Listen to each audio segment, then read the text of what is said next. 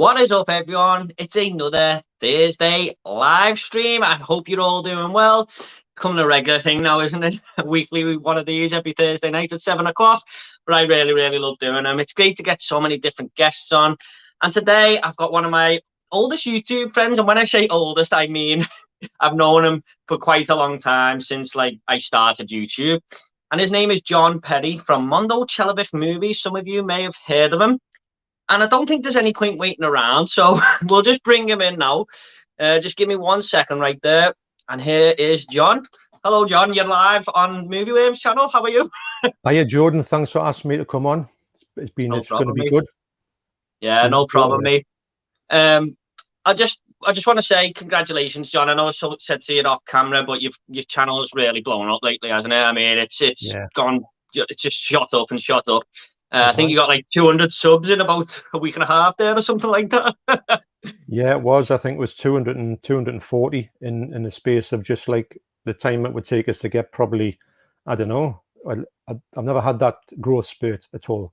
And I've got to thank John from Movie Collector for taking the time out to sort of include me into his Apocalypse Now, what he did this video, and when he asked me to do it.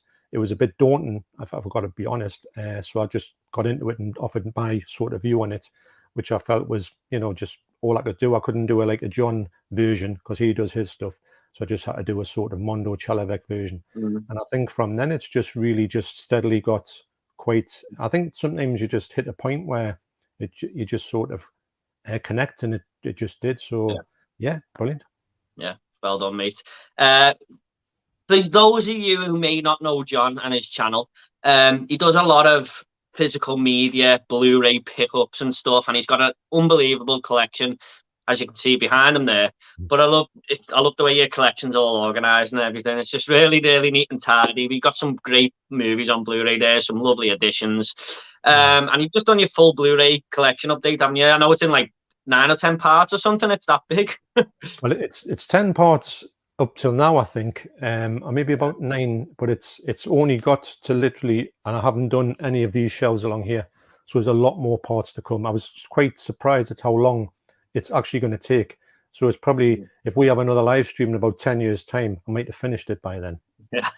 Yeah, it'll be on part 31 in a few months. No, you're right. Yeah. So any of you who aren't subscribed to John, the description down below will have his link to his channel. Please get over there, show him some support. You will not regret it, especially if you love Blu-rays and Blu-ray collecting and stuff. But you'd also do movie reviews and stuff, don't you, John? I mean, like you said, you just done, I know it was the Apocalypse Now 4K, but you did speak about the movie and stuff like that. And you done, I remember one of your first videos was Zombie Holocaust, is it?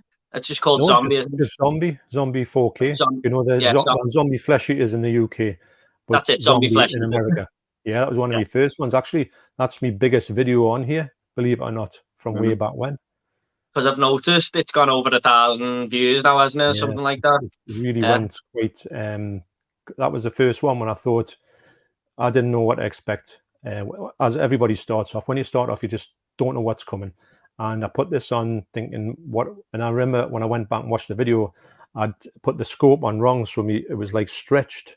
I thought this was a disaster, but it's taken off, and it's got a lot of people. I think it's mainly down to film. The Zombie 4K is one of the best ever 4Ks you can get in the way of a horror film, bar none. So I think that's why a lot of people search for it and continue to search for it, because it's like it's just the zenith of that particular release. And I was just speaking to you off camera before as well, wasn't I, John? Last time we done a collab, it wasn't live. I think you were on like 400 or something. You said I can't believe I'm nearly at 500. That's unbelievable. And now you're at 1,300, is it?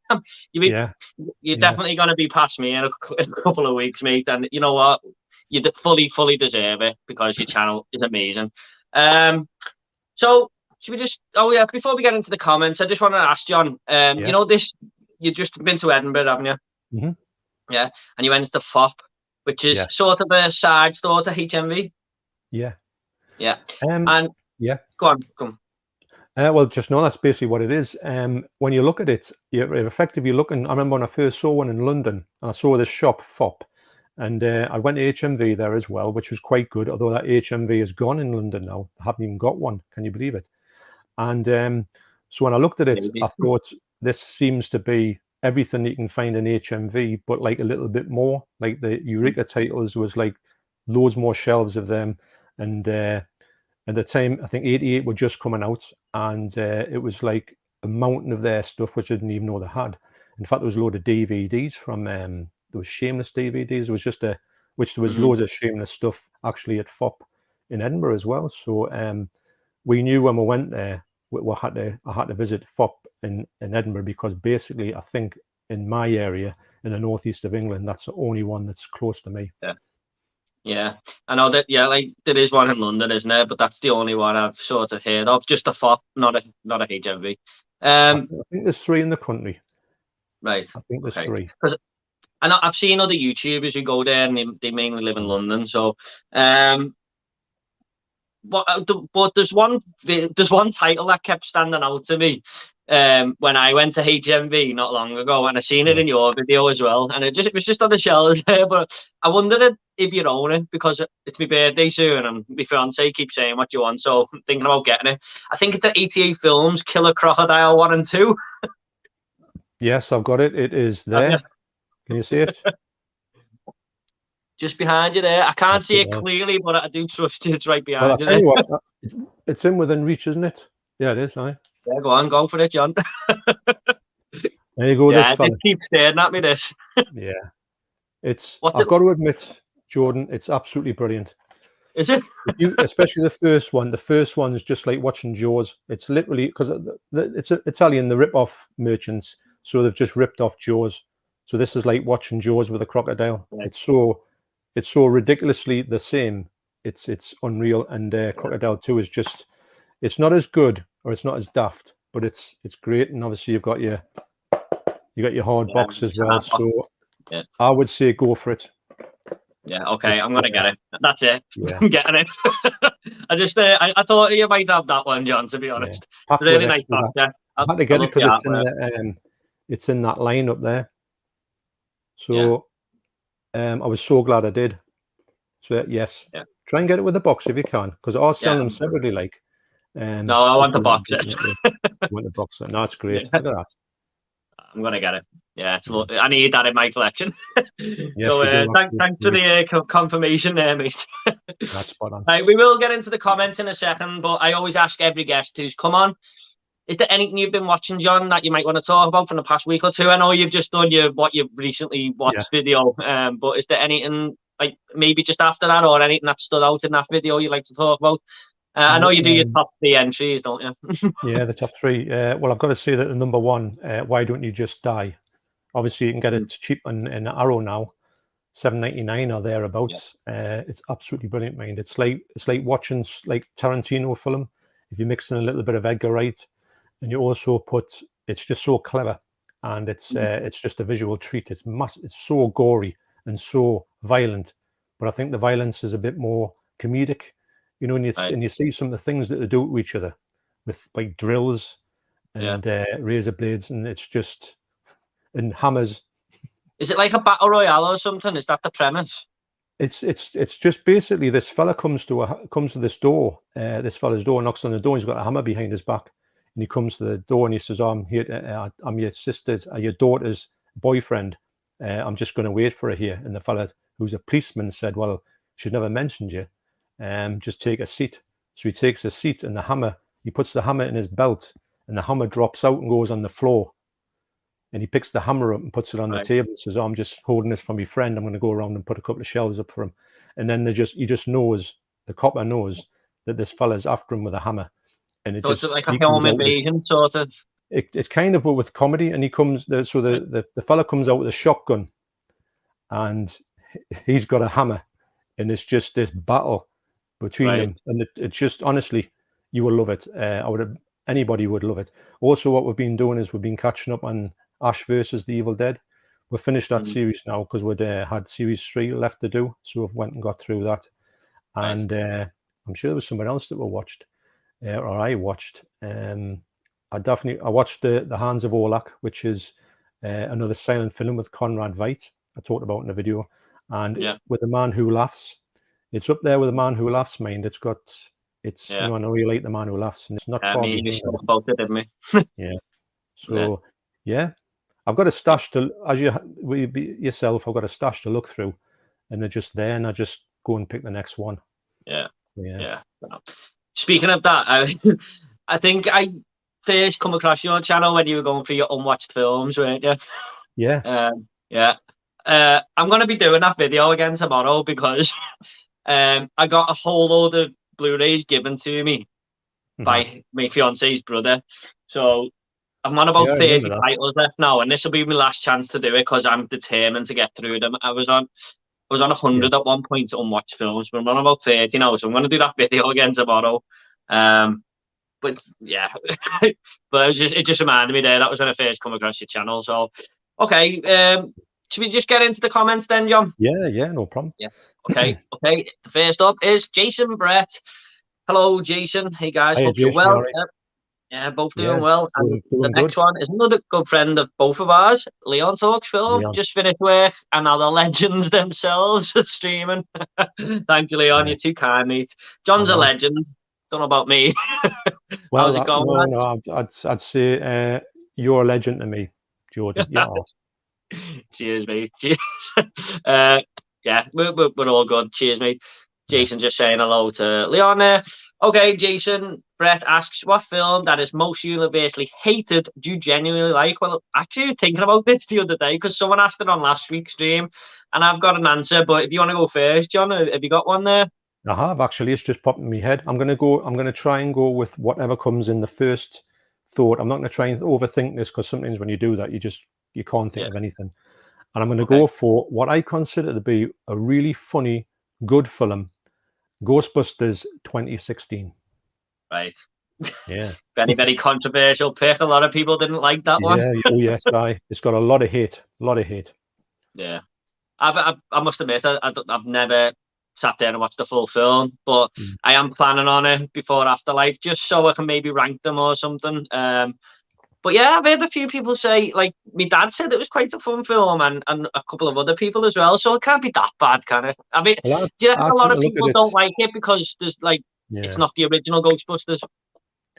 I don't think of it as a Ghostbusters film, really. I just watched it as people who were kind of maybe in that universe in a way, but I don't think of it as like a reboot or anything. I just think of it as a funny film that just sort of is a bit like Ghostbusters.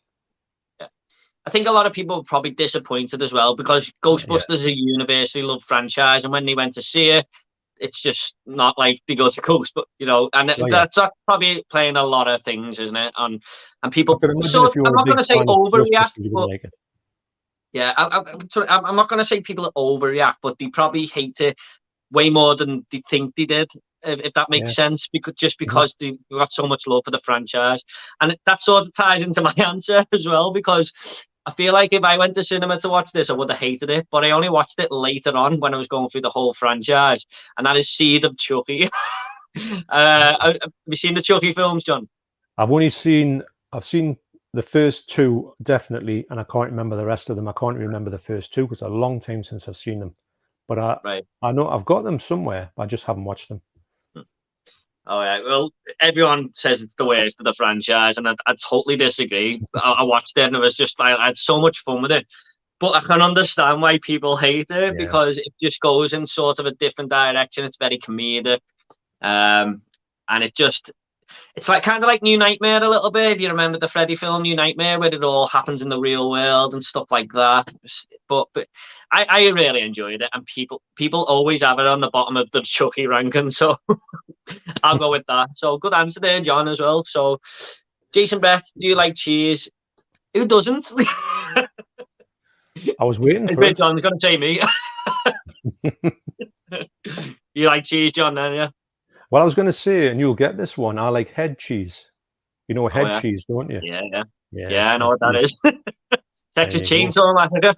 Exactly, head cheese. Head cheese. Yeah. That was actually original title, wasn't it? Until they changed Yeah. it, or it might be that in some other countries or something. It's brilliant. It's a brilliant thing that just this guy that picked this random hitchhiker up, and he just goes on this rant about head cheese. Yeah. And you think, if you were there, you would have thought we have picked up the biggest psychopath ever in the history of the world. I think they did. Well, maybe the third biggest psychopath after his brother and father. I'm just checking the comments there, John. Hi, Jason. How do you?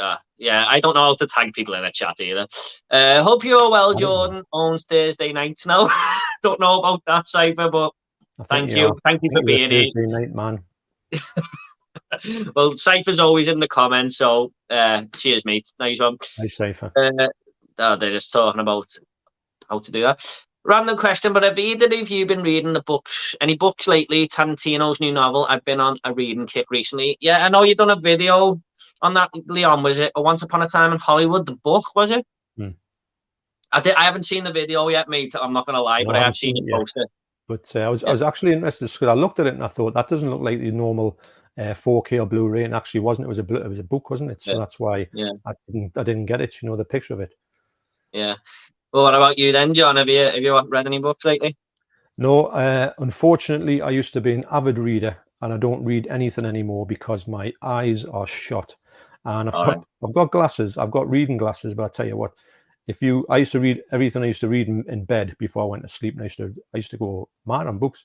But try reading with glasses on in bed, it's just no. So I don't get the chance. And unfortunately, because I love reading, I had millions of books, but they're just put to one side now. Would you not ever try an audio book?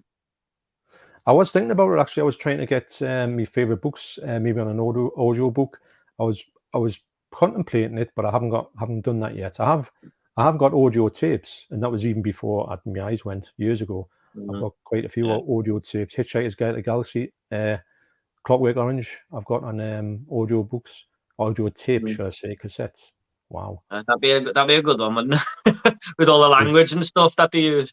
It was, and I'll tell you who actually did the audio book. It was I can't remember his name actually, but he's a English actor, and he's been in Scum. He's been in the video Winston. for not Ray Winston, thin bloke, and he was in the video for Blur's Park Life, and he's actually in the song for Park Life. And I think he's been in EastEnders as well. Can't remember his name. I can't think who it is. But he did the audio books quite good. Oh yeah, well, sorry about that. Nearly choked there. Yeah, well, I haven't read a book recently, to be honest. I just got no I do like a book when I get stuck into it. The last book I read was It by Stephen King, and that was 3 years ago or something, because I was getting I wanted to read it before the remake come out, but I haven't read a book for a while. I just don't. I do YouTube. I play my PlayStation 5. I'm watching movies. I mean, I own a Nintendo Switch as well, and I wish I had more time for that. So I'd probably put that before a book, but. Yeah, I do like them, but I just don't get around to them. Yeah, unfortunately. These two are just talking to each other again. And guess what? I've gone all the way to the bottom of the comments. I'm sorry about that, but here we are. These two are just talking to each other. The two legends are here. Cheers. Nice one, Leon. Oh, where's my friend Aiden? He was on the live stream a couple of weeks ago. Jordan, you always do these when I'm getting food. Oh yeah, you were getting a McDonald's last week. Best of luck tonight, lads. Have a good one. Question is, can you have one actor to play your life and one actress in the supporting? Who you got? That's a very good question, because I don't think I've ever quite got the supporting actress question. So that'll probably have to be my fiance, I think. Be careful what you say, John, if Debs is watching. No, she's in the garden. Soaking up the sun, what's left of it. Don't blame it. I would have to say, with me, I would like to have somebody a little bit like I'm going to blank on his name here. He was in the Hobbit. He was also Martin in The Freeman. Office. Yeah, Martin Freeman. Just for his, I just like his wittiness. I don't know if I'm witty, but I would like to think of somebody who's a bit lighthearted. Yeah. Good answer. What about the supporting actress there? Or Well, I might go for Lady Gaga because I'm a big fan of Lady Gaga, Yeah. acting wise. So why not? I I think know she'd be you good. are, because when we done that collab, we spoke about it, didn't we? Top 5, Yeah, was it acting performances, wasn't it? that's great. Yeah, Although I do like Kristen Wiig from Ghostbusters 2016, so I might yeah, put her in just for I'll pick Kristen Wiig. yeah. I loved her in Bridesmaids as well. I thought she was quite funny in that. Have you Yeah, seen that all one? right. Yeah, Yeah. have I? It's great. My wife hates Um. it. Sorry. My wife hates it. Does she? Yeah. Bridesmaids, yes, it does. In fact, I was in Poundland today and I picked it up and I went, "Do you want to watch this?" She goes, "No." There you go. I'm not ashamed to say I've got that one in my collection, but Yeah, I've got it. It's up there um, somewhere. Yeah, you got it as well, yeah. yeah, I've got it. I would go with Tom Holland mainly because I feel like he's sort of my build, even though he's probably a lot more lean than me. I just love him as an actress actor, to be honest. So I'll probably go with Tom Holland, and It's pretty good. to play Beyonce, if you like, I'd probably go with Emily Blunt. She's probably my favorite actress right now, so Right. I'd probably go with her. Even Yeah. though my fiance didn't like her as Mary Poppins because she's got so much love for the original Mary Poppins. So Yeah. I know yeah. what you're saying. Okay, so good question, that one. John from Movie Collector, it's a brilliant guy. It was a great opportunity for sure, and both of your videos are brilliant. Yes, you've done one as well, haven't you, Leon? Or you? Yeah, Leon's was really good. Yeah, yeah. Yeah. I must get around to John's channel a bit more. I am subscribed to him. Well, Should get round to him a little bit more. personally, Just what I do with John's channel is when he puts a video out, he'll go into the sort of nuts and bolts of the release. I like to know about them things, but I don't really know. I would love to be able to have his knowledge on the frame rate and all of this type of stuff and the size of the picture and everything, because it all makes sense what he says. So for the factual sort of the technical side of it, it's for me, it's within a shadow of a doubt, it's the best channel for that on YouTube. And I think it's I reflected in think the you're quite pictures. good at all that, John, to be honest. I always think he's used the technical guy that I watch. Like, Well, if I'm honest, I'll put my best sort of knowledge into it. But sometimes, I mean, it was funny because I first bumped into John's channel when I'd done my Jaws 4K review, and I put that out and I thought, right, I think I've pretty much nailed it to what I think it's going to be. And then when I'd actually searched for people putting Jaws 4K out, and I searched and John's came up, and when I watched it, I thought, oh my God, mine is just so bad. yeah. Some people are But just clever, aren't they, mate? he's been doing this all his life, and for him to sort of, I mean, like I say, we've been good friends since I commented on his Jaws video. I speak to him all the time on the phone, and had some great chats with him. And he's a funny guy, but it was a great opportunity, and one that I didn't realize how great it was until it happened, and I thought, wow, Yeah. yeah. It's great, isn't it, when someone shouts you out like that, and you know, just Yeah. a lot. You see, Lauren done it to me years ago. I was on like 290.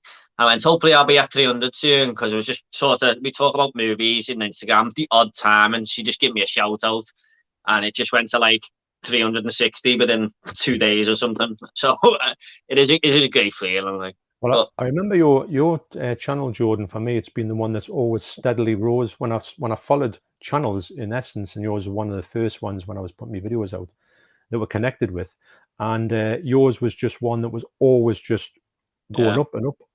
So that was, you were one of the ones that I noticed about that first, actually. Yeah, it's hardly moved the last 3 weeks or something. It's hardly moved, but it's you know what I mean. I just love making videos anyway. I mean, Yeah. it's Oh yeah, I know. My goal was 1,000 when I sort of seeing it rise, and then I've hit that. And that was a great feeling for me. That, and you know, that's sort of what I was seeking when after a bit, when I realised it might be growing a little bit, I was thought, if I can get to 1,000, I feel like I've achieved something, and I've got there now. So I'm happy with that. You know what I mean? So, Jordan, when did you watch Ghost Rider? About 4 months ago or something. It was all right. Have you seen Ghost Rider, John? I have, yes. My son used to watch it all the time. It's all right. It's not bad. It's not great, but it's watchable. I haven't seen the second one though. No, I don't think I have either. Who's an MCU villain you think is overrated? I think Vulture. Vulture is from Spider-Man Homecoming, isn't he? I believe. Is that Michael Keaton's character? Yeah. think it is. What about you, John? Have you got one there? Funny enough, I'm sure my he's big into Spider-Man, all that type of thing, Batman, and I'm sure he had some videos somewhere that had like some old cartoon Vulture in it, and the Vulture was brilliant in that series, whatever it was. We used to watch it probably on the TV and kids' TV with him, and I do think that I will agree with Drew that the Vulture in that movie just wasn't as good as it could have been. I do think that so MCU. So basically, you know what the MCU is, don't you? The Marvel movies, yeah. I mean, I really liked Vulture. Go on, sorry, John. Go on. I'm just trying to think of the bad guys in it, because really you've got Thanos, and I'm trying to sort of think of other ones that are in there. I do think that the Hulk never seems to have a good bad guy with him. I think he's a great character, but as a standalone movies, when he has a villain, they just don't seem to work. Yeah, I mean, Abomination was it? It was the one in the Incredible Hulk. What I think Tim Roth did he turn into him or something? Yeah. And even the CGI on him, when as much care gone into that one as it did the Hulk, it was like they just done a half job on him. But yeah, I mean, I like Vulture, to be honest, but it's more for the fact when Michael Keaton's in the car with Tom Holland. I think that's one of the best movie scenes ever, when he realizes he's Spider-Man. Yeah, that's really good, actually. That's a great scene. Yeah. Yeah. But overrated, I don't know who's overrated, but I do think the weakest villain up to now is the Iron Man 2 one. What's his name? The guy off Sin City. Mickey Rourke, yeah. I think he was the weakest. I just think he went after Tony Stark because of Tony Stark's dad. It's not exactly Tony Stark's fault. So, yeah, I'd say him. I thought, I mean, I don't know if he's rated, but he's the worst villain up to now, I think. I'll tell you who I didn't like on first watch, but I liked on the second watch. Was it Electro in Amazing Spider-Man 2? And well, can't comment too much about that, John, because that's in my pile of unwatched. So okay, I'll not say too much about it, but I liked it much better on a rewatch, because I didn't even watch. I watched half of it and I put it off. I didn't watch it again. But when I got the 4K, I sat through it and I did enjoy it. And his performance is much better. Yeah. So, and he's a great actor. But I just thought it was, on first watch I didn't like it, but on the second watch I did like it, actually. Yeah. All right. Well, I'll let you know about that one when I get round to it. But actually. Hey, nice one, Play 10 though, guy, for coming along once again. You're always in the comments, and we also have Carlini09, another one of my oldest friends on YouTube. Known you both from the start, really. So great to have Carly. You're right. Yeah. Hi guys, I watch both John's good channels. John, did you get your security tags removed? Oh, yeah, I seen that on the Jackie Chan film, was it? Yes, To Kill with Intrigue. I couldn't believe it, because I kept it in because I was going to cut that bit shorter, because I didn't want to go too much on the different things I was showing. But I kept that one in because I wanted to see my proper. When I looked at it and went, oh, I don't believe it. Yeah. Because you know what it's like sometimes. I did try to take one of them tags out myself, and I absolutely mutilated the box. But I took it to HMV yesterday, and I just said to the bloke, look, I was at Fopp, and I mean, I didn't. It's kind of their shop in a way. Bloke says, oh, no bother. He said, I'll just take it out for you.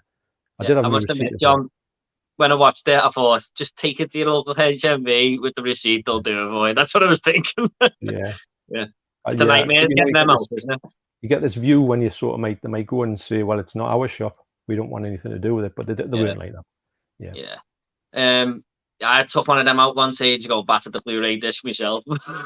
It's either go to your local HMV to try and get it out, or go and find a metalware company, because they are a nightmare to get out. Although Jason messaged us before and he said that you can get it out with a magnet, which I didn't know. And he said if I hadn't got it out, you can take it out with a magnet, but I never knew that. Yeah, it's that's how I got it out in the end, because I think it was my fiance who realized it was. So that's how I got it out. The Blue Underground Zombie 4K is fantastic. Yeah, I don't know too much about it. I just seen John's video a while ago. That's all I know. But I will take you know Zombie Flesh Eaters. You know, in the UK, Zombie Flesh Eaters on Arrow.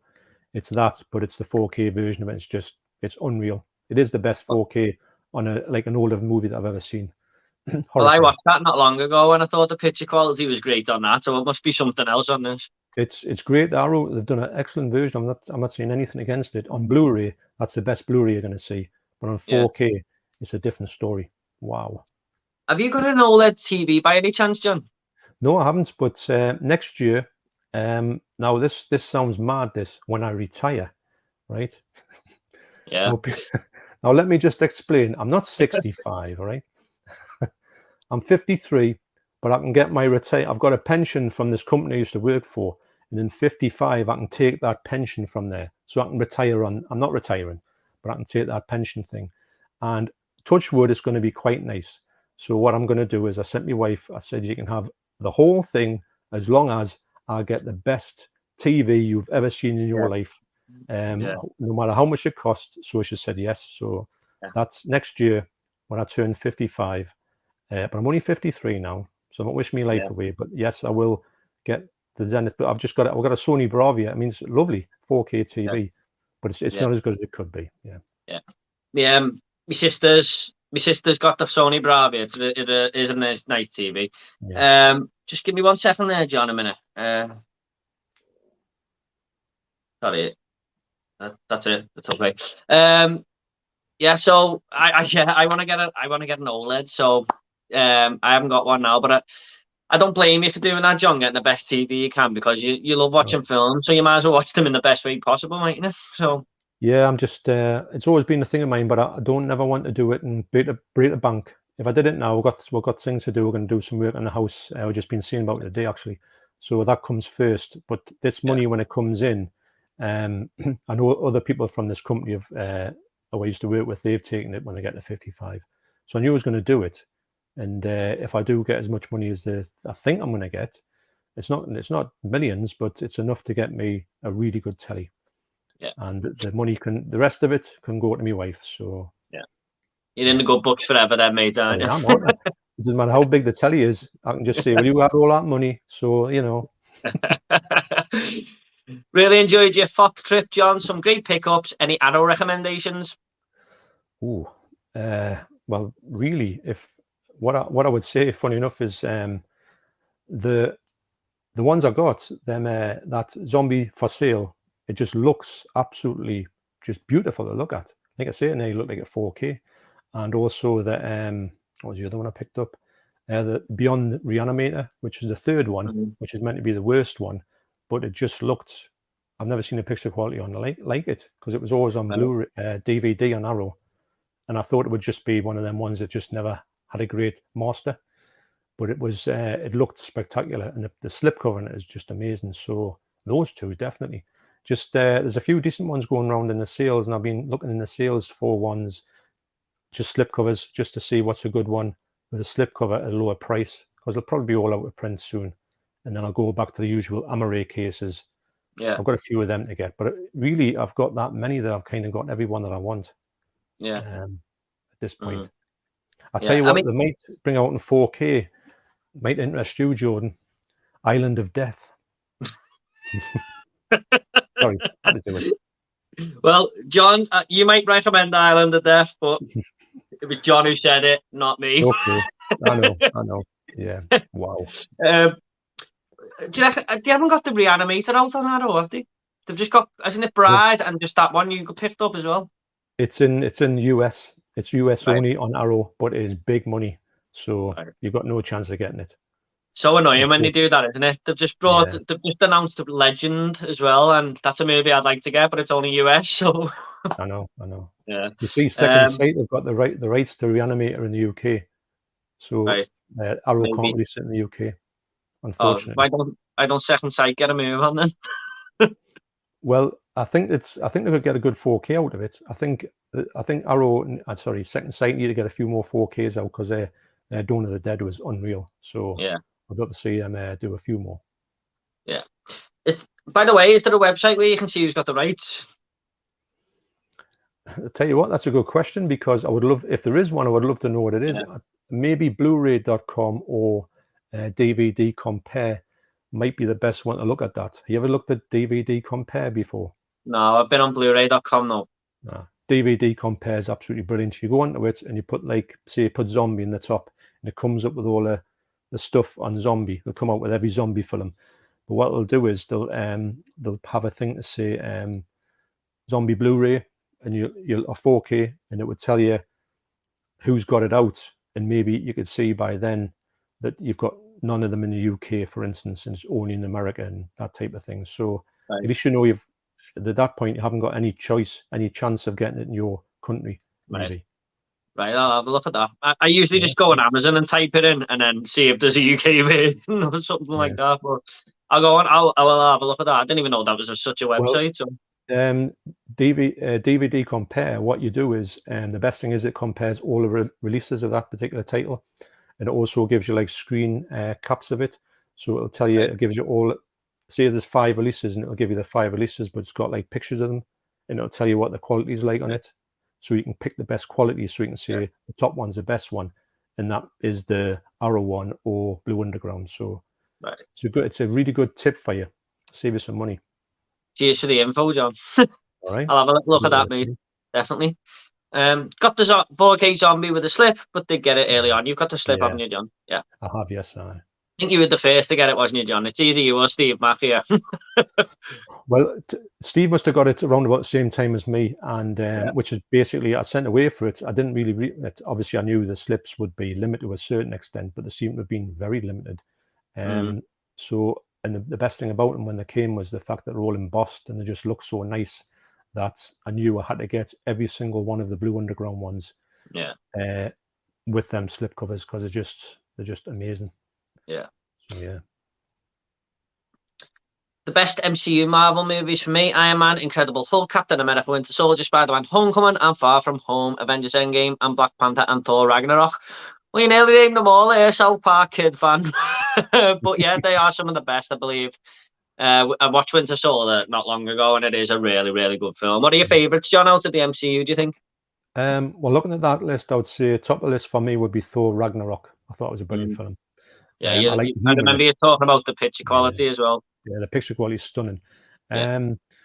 So I would say I do like the Iron Man series, although I haven't seen Iron Man 3. The Spider-Man, the new Spider-Man were quite good as well. In fact, I've watched all the ones that I've watched. There's a few that I haven't watched, but all the ones I've watched I've enjoyed. Yeah. And I've got Ant-Man, but I haven't watched it yet. I'm interested to see that because I think that's going to be quite good. Just watched that one actually last week. Really fun one, but I highly recommend Iron Man 3, mate, because it's one of the funniest films I've ever seen. It really is. Yeah, it's just I was going into going sorry? I'm seeing my son's got it next door, so I could go and see it if I wanted to.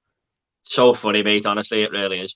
I think my favourite on these rewatches up to now, because I'm about halfway through, is Iron Man. It is still number 1 in my ranking, but maybe it'll change when I get to it. Sorry? It's a great film, Iron Man. Yeah, really yeah, good. It is. Just very simple, you know, when it first started and stuff. I mean, I do like the way it's blown up and stuff, but it's good to just go back to that, I think, just for a bit. I'll tell you what, though, when it first came out, Iron Man, and I remember, because I'm a big fan of like Marvel movies in general, just from way back when, and they've always been poor films until they started doing this particular universe. And when they started off saying, we're going to do a universe and it's going to be this and that, and I thought, that sounds brilliant. I can't wait to see what they're going to do first. And then they said Iron Man, and I went, what? Iron Man? You're joking? The comics of Iron Man were the worst comics you could ever get. They were so boring. They were just, you got one of them, you never got another one. Everyone got Spider-Man and the Hulk. But as everybody knows, they've done an amazing job in it. So yes, they really knocked it out of the park with that one. But back in the day when it started, you thought they're going to really fall flat here with this one, but they didn't, mind. Yeah. It got overshadowed a little bit by The Dark Knight as well, didn't it, that year? They both came out that year. But it's strange that you say everyone loves Spider-Man, and that didn't come into, like, what, 13 or 14 films in? Something like that. I thought that would be one of the first ones. But maybe because it just had all them sort of, well, actually he was in a different sort of, under a different thing, wasn't he? Yeah. I think it was Sony or something. I think he still is, but they've done a deal with it at Marvel, haven't they? Yeah, they have. Question from Mondo: who's your favourite superhero casting choice? Mine is Hugh Jackman as Wolverine, which is a really great choice. What about you, John? Superhero casting choice would have to be, although I would have never thought of this at the time, but I think this fella's proved. I knew he was a good actor, but I didn't realize how he would. I didn't think of him as acting in a superhero movie, and it's Robert Downey Jr. as Iron Man, because I watched loads of his films coming up to this, and I thought they picked him for that film. I was so down on it to start off with, and I thought this is going to be a gigantic mess, but it was brilliant. So I do think that he has. You can't imagine Iron Man being any other person, can you? I know. You know, I know. He is Iron Man. Yes, you're right. Yeah. So Yeah. that's mine. Well, what about you? I was, it might be him as well, because after watching Iron Man 3, he was just so funny in that film, and it's like over the 3 movies he's claimed that as his own now, and I don't think you could ever get another Iron Man now. But I do like Michael Keaton as Batman. I grew up watching Tim Burton's Batman so many times, the first one, and I just love him in it. I went to cinema to see it last year on the big screen. It was just amazing. So I've always liked Michael Keaton as Batman, but it's a hard one. Yeah, right. It's a hard one. Michael Keaton, yeah, I do. I remember that was another thing when it started off, and they said who's going to be Batman, and we had all this thought of who it could be, and then they said Michael Keaton, and everyone, you're joking, aren't you? But it was brilliant, because I thought he did it like amazing. I saw the pictures as well when it first came out, and it was absolutely brilliant. Big event, wasn't it? Oh yeah. I'd go with him or Robert Downey Jr. Same as yourself, to be honest, John. Yeah. There's a Fopp in Manchester, Jordan. Well, smack me sideways. I didn't know that one. I have to get down there, I think. Are you close to Manchester, Jordan? Yeah, I'm about 30-minute drive, I think, something like that. 40 minutes most. Yeah, check it out. You'd be surprised. Yeah, I might get there. And Leon doesn't live that far from me as well. He's only about 45, 50 minutes away. I didn't know he lived in Blackpool. So, have you seen Earth vs. the Spider-Not? The one from the 1950s, not the 2001 movie. Earth vs. the Spider-Not. I've never heard of that one. Have you, John? I think I've heard of it, but I haven't seen it. It strikes me. I love them 1950s sort of sci-fi films that are just like nuts. And they've always got these like strange titles like Earth versus the Flying Saucers, Earth versus the Spider. So I haven't seen it, but I would. That's the type of films I would like to go for. Yeah, I do like them, that genre. I'm looking forward to our collab, guys. It'll be a good one. Yeah, I'm going to be on Jason's. The 5 favorite movie or most rewatchable movies. I'm going to record a little segment for him. Have you done yours yet? No, I haven't. I've started thinking about it, but it's funny when because he messaged us and said, "Would you like to do it?" I said, "Yeah, that'd be great." And I'm busy sort of like getting them all into my mind, because I wanted to pick some good titles. But that'd be great. I've definitely got 3. Definitely got 3. So I think I've got 2 up till now. Yeah. Okay. It was a good video that, but I'm going to be on a collab video with Jason. If you're watching, get over to his channel, give him subscribe. That'll be up in the next few weeks, I imagine. Actually, I've just been talking to Jason today, and he's got some good videos coming up in general. Not that one. Well, that one and other ones as well. So get yourself over there, because he's got a lot of good stuff coming. Just done a history of critters, and he put a lot of effort into it. So I like that one. Critters, if you like critters, go on Jason's channel and have a look at that. What's your favorite cult movie distributor? For example, Arrow, 88 Films. Good question. I would go with Arrow. I just love the covers they make, the special editions they bring out, and one of the oldest ones as well. Since I started collecting, I think one of the first movies I ever bought was Dawn of the Dead, and that was on Arrow back in 2009 or something. But 88 Films are getting up there, aren't they, John? I've heard you mention that a few times. Yeah, 88 Films for me. I'll get more 88 Films now than I do Arrow. Back in the day, I used to just live for Arrow. I was just buying them all the time, every single one that came out. I do find that they're not putting out as much stuff as I do like, but I'm gonna have to say that my current favorite cult movie distributor is Blue Underground from America. These are the ones that are putting out these 4Ks.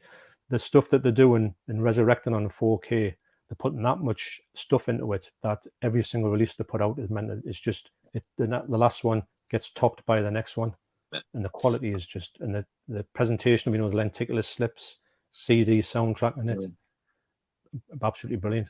So that's my favorite. I'm a bit strange about buying Region A films and stuff, but I'm gonna have to start looking past this now because there's so many movies out there. Like I've been waiting for the bloody Mike Halloween box set for 10 years now. Yeah. I just got it, and I think they're coming out on 4K in America, so I'm just gonna have to get the thing in the bringing the Seems that way, first isn't it? five out or anything, aren't they? Yeah. But I've never checked out Blue Underground, John. I've only seen your zombie one. I have I to have a think look. Blue Underground are region free as well. Oh, yeah. So, I know all 4Ks are region free, aren't they? well, the 4Ks are, but I'm sure the Blu-rays that they've got are Oh, region free, and also I think that they put usually on the 4Ks they put their special features on the Blu-rays as well, on the 4Ks as well. So you're not going to miss out. And also, they're not cheap, but if you get them kind of when they come out, you're not going to pay stupid money for it. right. Okay. Um, there's a company in Italy, right? And Torret and Todge has unboxed a few of them. You have the Terrifier box set and everything, and that is some of the best I've ever seen. But I forgot the Yeah. name of them. Is it like it's something museum? And they sell their editions for about £60 for like one movie, but what you get in the Yeah. box sets of some of them Oh yeah. is just unbelievable. But I forgot the full name of them. But it's something Italian Museum or something like that. It's called. Have you Yeah. heard of them? I've heard of them. I've never got anything from Italy yet. Although I do like the look of them. I do like the look of some of the German stuff that you can get. Yeah. But I think at the moment I seem to be that obsessed about Blue Underground that I seem to be channeling all my money into the Blue Underground stuff. So I don't really have much money for other things, unfortunately. Right. Because I mean, you're talking 35, £40 a pop, but they only come out like every other month, so it's not going to kill you. Yeah. I'm gonna have to have a look. No, like they'll probably bring a Robocop one out or something that I miss out on if I don't have a look. John, thank you for my intro music. I haven't had any copyrights on that one. I'm sure if you got a copyright, Carl, you could just say to YouTube, "Listen, I know the guy here," and I don't think John will take Well, any pennies off you I'm there. not going to sue Carl. That's for sure. No, it's Uh, it's easy done. If there's nothing worse than getting the copy. I think the worst thing about Carl's was you got a copyright on something that he actually got for free, and it was said yeah. this is going to be a free copyright free music, and then they decided to change it to a copyright infringement without telling them, and he comes up with this thing. So I'd said to him, I said, look, it said, tell us what you would like, a certain thing of what you would like, and I'll try and get something that sounds like it. And then he gave me a bit of an idea, and I just sent something across and said, does that sound like it? And he said, yeah, that'll do. Because I said, you can change it, you do everything you want. As you know yourself, you can, if you want something, just it can be modified. And plus as well, anything on there is me, so no one's going to get, it's copyright free. I've got something in common with Carl there, haven't I, John? My intro music, everyone, if you're watching, is actually John's music. He actually gave me that. So every time you hear that movie 4-second clip of music, that is John providing me with that. So thanks. And sometimes when you hear me background music, it's from Mondo Chelloveck as well. So cheers for that, John. I'm forever grateful for that, mate. Hey, it's all right. It's no problem at all. It's easy done. And also, excuse me, when you did that, when you went out shopping with your fiance and Sam, and you went in the car and you had some music playing. Yeah. And honestly, for the first, I thought that sounds a little bit like. And I thought, hang on, that's another one. I know I give you a few, but I didn't expect to hear that one there. But I like the way it played. That song's called Big Stuff Music. So it went with it, didn't it? It went with the car journey, I thought. Yeah, it worked actually. So but no, it's all right. It's no problem. I like doing it. Cheers, mate. Question: what's your worst Harrison Ford movie? If there is one, I've got an answer for that. It's a film called Firewall. I thought it was terrible. It's so boring and dull. I do own it on Blu-ray. I can't remember too much about it, but I remember really not liking it. Have you got an answer there, John? I'm gonna have to say, although my wife loves these films, Air Force One and stuff like that, that's just not my type of movies. So I'm gonna say, is it Clear and Present Danger? That type of movies. I'm not gonna say that I don't think they're a bad movie. They're just not my type of thing. Because really, I don't think Harrison Ford has made a bad movie. If I can be honest. I haven't seen the one you're mentioning, to be honest. I'll be honest with that one, like. But he's It's just usually that style of movies. Yeah, that style is not my kind of thing. been in two of the best trilogies ever, hasn't he? Original Star Wars, Indiana Jones. Oh yeah, you're right there.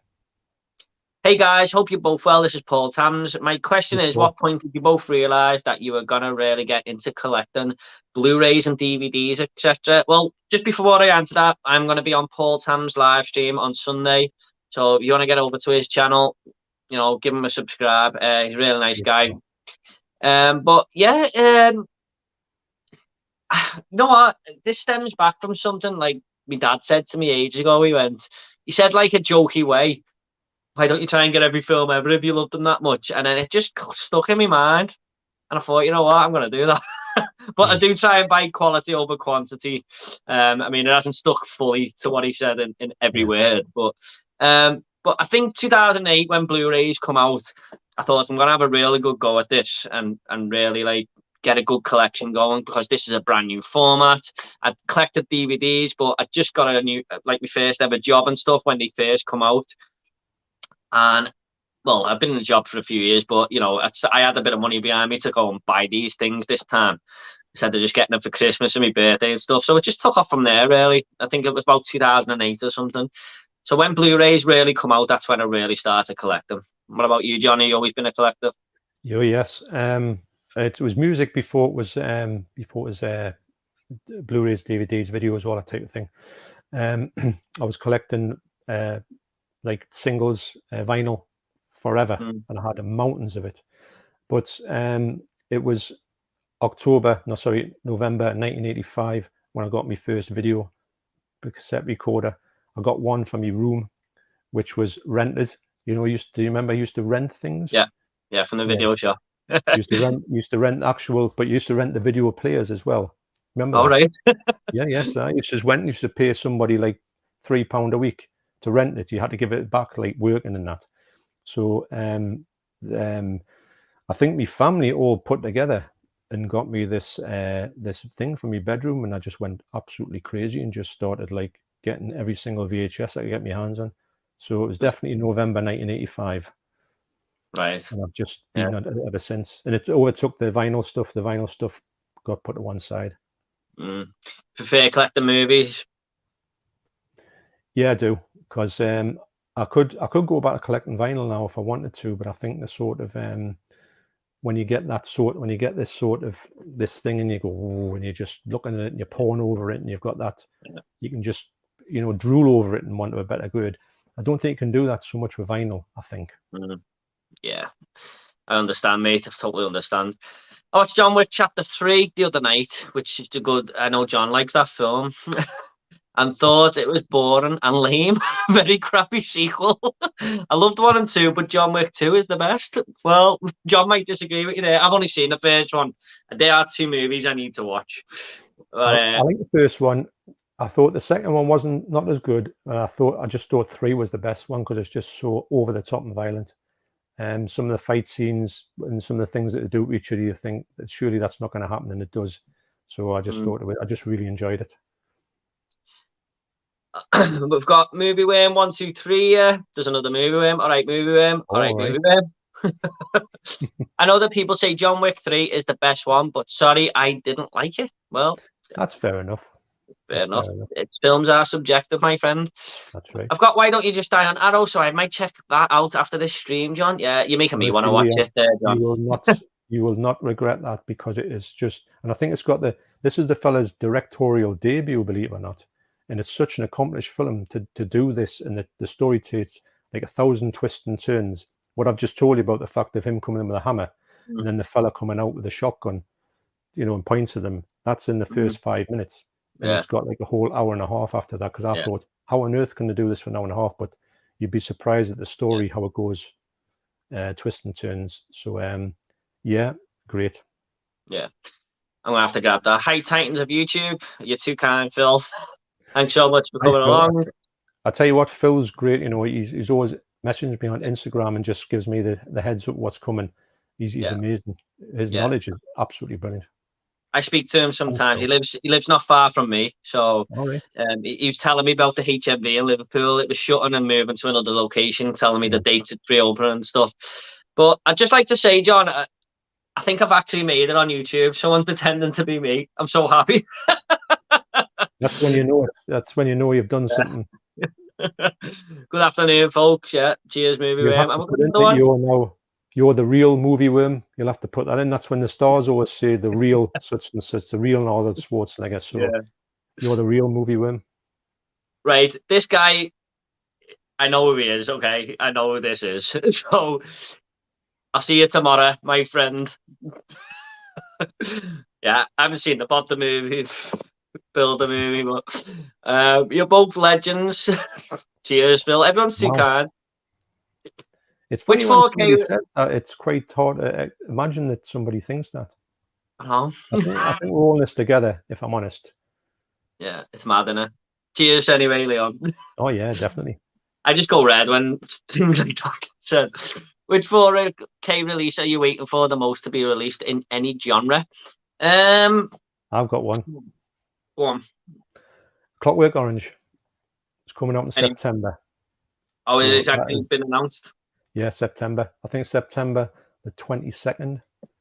Right. So yes, that's it for me. I mean, I'm not really sure what 4K releases are planned, to be honest, but if you wanted me to pick a film that I want in 4K, and I think it is actually planned because there's a rumour going around, it's Heat. I watched it the other night. Oh yeah, and I thought I'd love to watch this in 4K. It is. Yeah, it is. Yeah, I'd love to watch that in 4K. Good film. Actually, I saw that years ago. I need to watch that again. Actually, yeah. I watched it the other night, John. I couldn't stop thinking about it.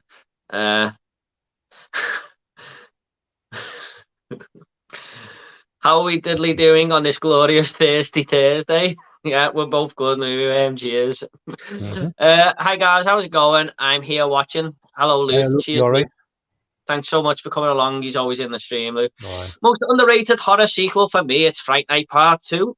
Ooh, I haven't seen Fright Night Part 2. I've seen the first one. I saw it a long time ago. I did like it, but I can't remember it too much. I've got one. Go on. Silent Night, Deadly Night 2. I love that film. Yeah, but it's so I do love that film myself. I just don't love where it shows all the first movie because I just watched it the night before. I think the first 40 minutes you can ditch and just started from when the 40 minutes finishes, and then you've got even for a blast. Yeah, so I mean that actor is just amazing, isn't he? Oh yes, I know. I feel kind of bad for him because the people who were making the movie said be as over the top as possible, and I think he actually said to them that won't work, and he went, "It will, trust us."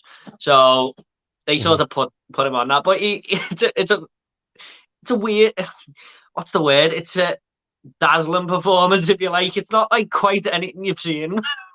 Well, I remember your view. I was on the fence with that release, thinking I don't know if I'm going to fork out some money for it if I don't really know too much about it.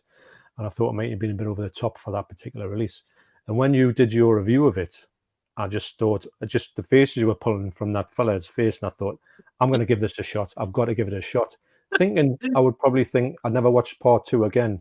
But when I watched part 2, after I went through the first 40 minutes, then I realized this is something else. This is just, I just loved it. It's mad, isn't it? It's a crazy, it's that bad, it's good, isn't it? Definitely. Most underrated horror, I'd probably go with Nightmare on Elm Street Part 2. I mean, I think it's starting to grow a little bit in the horror community now, and people are starting to appreciate it, but it was frowned upon for a long time. So I'd probably go with Nightmare on Elm Street 2. I have always liked that one, and I think it's the scariest one as well. So it's a good film, yeah. I like it.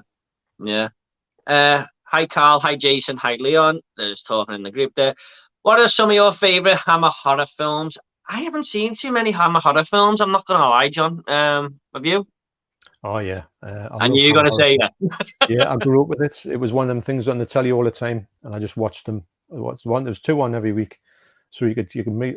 I think I'm going to guess by saying there's about 40 to 50 Hammer horror films released in the periods of say maybe the late 50s to the early 70s or the mid 70s, and then they just stopped. because it just went out of favor, should I say. And so for me, I'm going to say with Dracula, it's definitely for me, Taste the Blood of Dracula. That's my favorite Dracula one with Christopher Lee. And Frankenstein one, it might be the first Frankenstein, the is it called the Curse of Frankenstein, I think it's called, because Peter Cushing's in it, obviously, because he's absolutely brilliant. So he plays Baron Frankenstein. He's just this swine, and I mean, he is a swine. He's this swine for the whole of this series as well. You don't know the things he gets up to. He's wicked, you know, and you don't think of Peter Cushing being that bad. Yeah. And it's a great series. So I would say them two films, but of course I like I've got her autograph as well. Ingrid Pitt in I think the Vampire Lovers. I like Vampire Circus. That's one of the ones you used to love seeing on the TV, because that was one of them ones where, because they got a little bit risque with the stuff they used to put in it, and you used to watch a little bit of stuff, and then Vampire Circus came on the TV, and you just thought, what you couldn't believe what you were seeing. It's one of them ones, because my wife watches the ones with us, the Hammer films, but I don't think she'll like Vampire Circus. Right. I think she'll probably hit us with a pillow. I must admit, I think the only one I've ever seen is Twins of Evil, and that was because I was just getting into horror, and taped it on the telly one day. I think that's the only one I've seen, and I was back with it. Yeah, I was a kid back then. I can't even remember much of it. I just love the sort of the feel of them. You just know when you're watching a Hammer film. They look the same. They're probably filmed on the same set. They were very cheap when they done them, but I just kind of like TV movies, sort of the way they. Not really, actually. They were at the cinema. I know what you're saying. They might seem a bit soft these days, but don't forget The Curse of Frankenstein, which was their first horror film in 1957. It was the first time I think there was ever blood on a screen in a horror movie, and the British one anyway, because they shoot the monster in the head, and his blood comes splurting out of his head, which was unreal to be seen at that point. So they did break some barriers, actually, and obviously the nudity got extreme towards the early 70s. Wow. But I just think they're a great. If you got to be in the right sort of mindset to watch a horror film, a Hammer film, because if you go and not really, if you're going to be thinking it's like a modern day horror, it's not really. Right. I'm gonna have to check a few of them out. I mean, I know it's a big thing in horror, and I've never really got round to them. So like I said at the start of the video, John is very knowledgeable, as you can tell there. That was a nice little fun fact there, John. See, the Chucky is brilliant. It's so underrated. Any film with John Waters in is great. Yeah, he is in that. I'd say it's my favorite in the franchise, honestly. Ooh, that's a big shout, Leon. Yeah, it is a fun movie, and I think John Waters gets killed at the start. I think he does. And then is he back in it or something after that? I can't quite remember. But I'd have to say Child's Play 2 is my favorite personally. What was you going to say then, John? I'm just saying anything with John Waters in is good. Just like him, I just think he's just absolutely brilliant. I have to check a few of his films out. I've always wanted to check out that Pink Flamingos. Just curious to see what it's all about. Oh yeah. I love it. You and Leon talk about that one. It's my favourite one of his. You can't get it that easily, but I would love Criterion to put Pink Flamingos out, because I can't believe.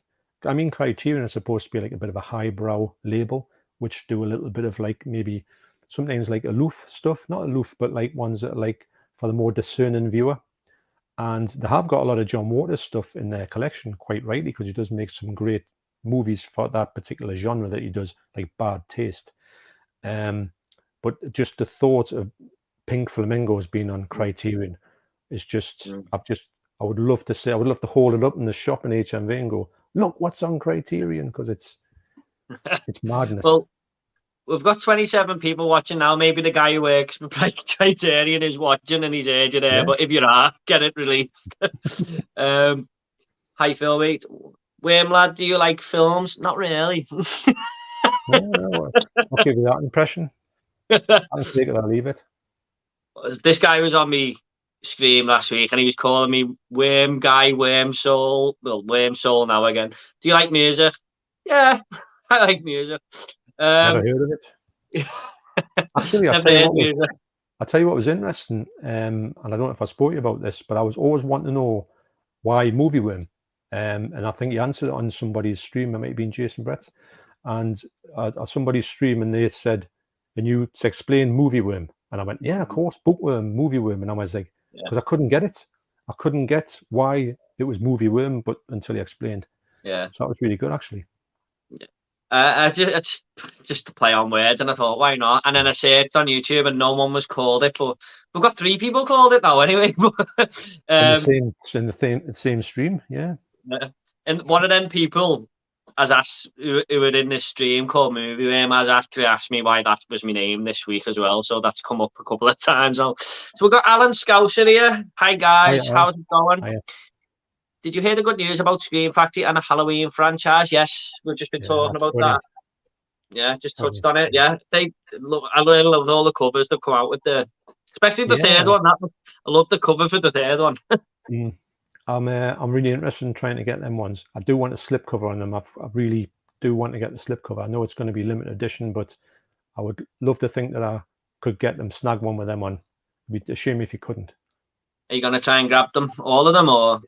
Well, actually, I wasn't thinking about getting them all, but then I thought to myself, if I like them enough, and then I maybe want to get 4 and 5 later on, and I can't get them with the slips, I might just have to just bite the bullet and get them all, and then they're just done. And then I could maybe, I haven't seen 4 and 5 for a long time. I had a big problem with Halloween 3, as you know, because I remember, you know, the story of me going to the cinema and seeing it and being absolutely dumbfounded that Michael Myers wasn't in it. So, but I've changed my mind when Keith sent us the Blu-ray, which I didn't want to see, and I watched it and I really enjoyed it, actually. I just think of it not being a Halloween movie. Kind of like the Ghostbusters thing we were talking about before. But, hi guys.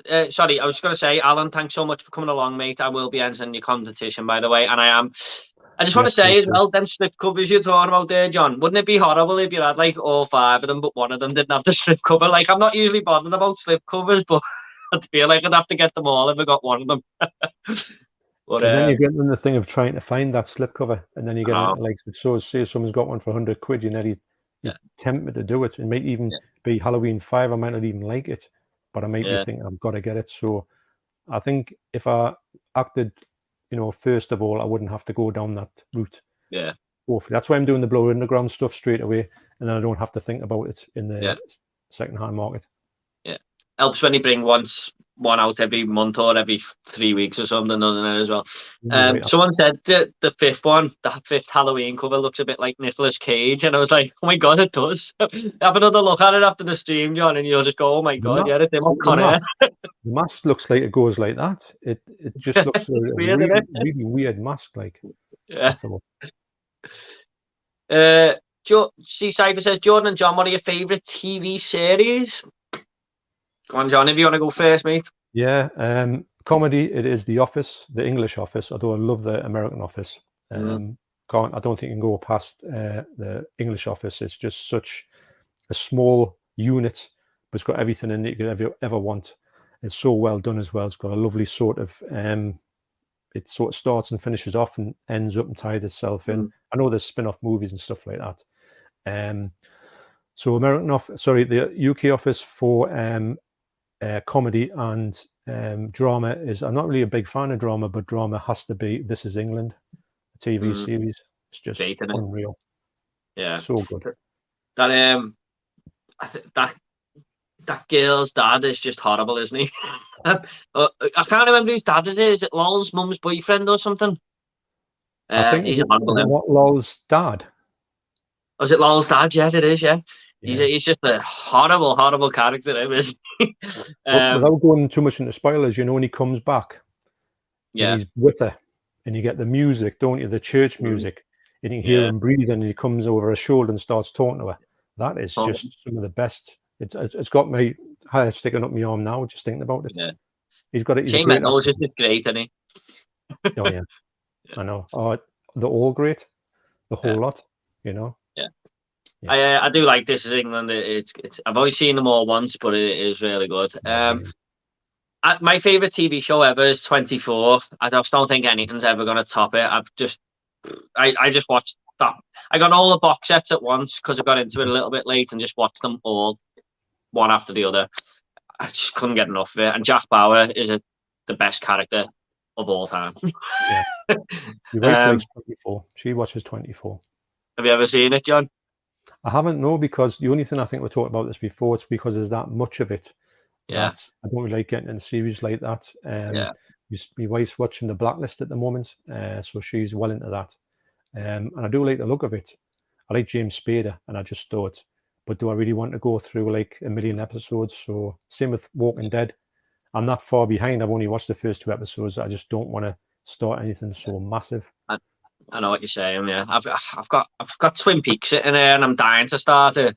But I know it's like 30 episodes, and I'd rather just find the time where nothing's really coming up. I mean, it's not as big as some other series, of course, but I know what you're saying there. I just want to give a quick shout out to Fargo as well. That is the most underrated TV show. You're right. Yeah. Season 1 of Fargo is brilliant. Great, isn't it?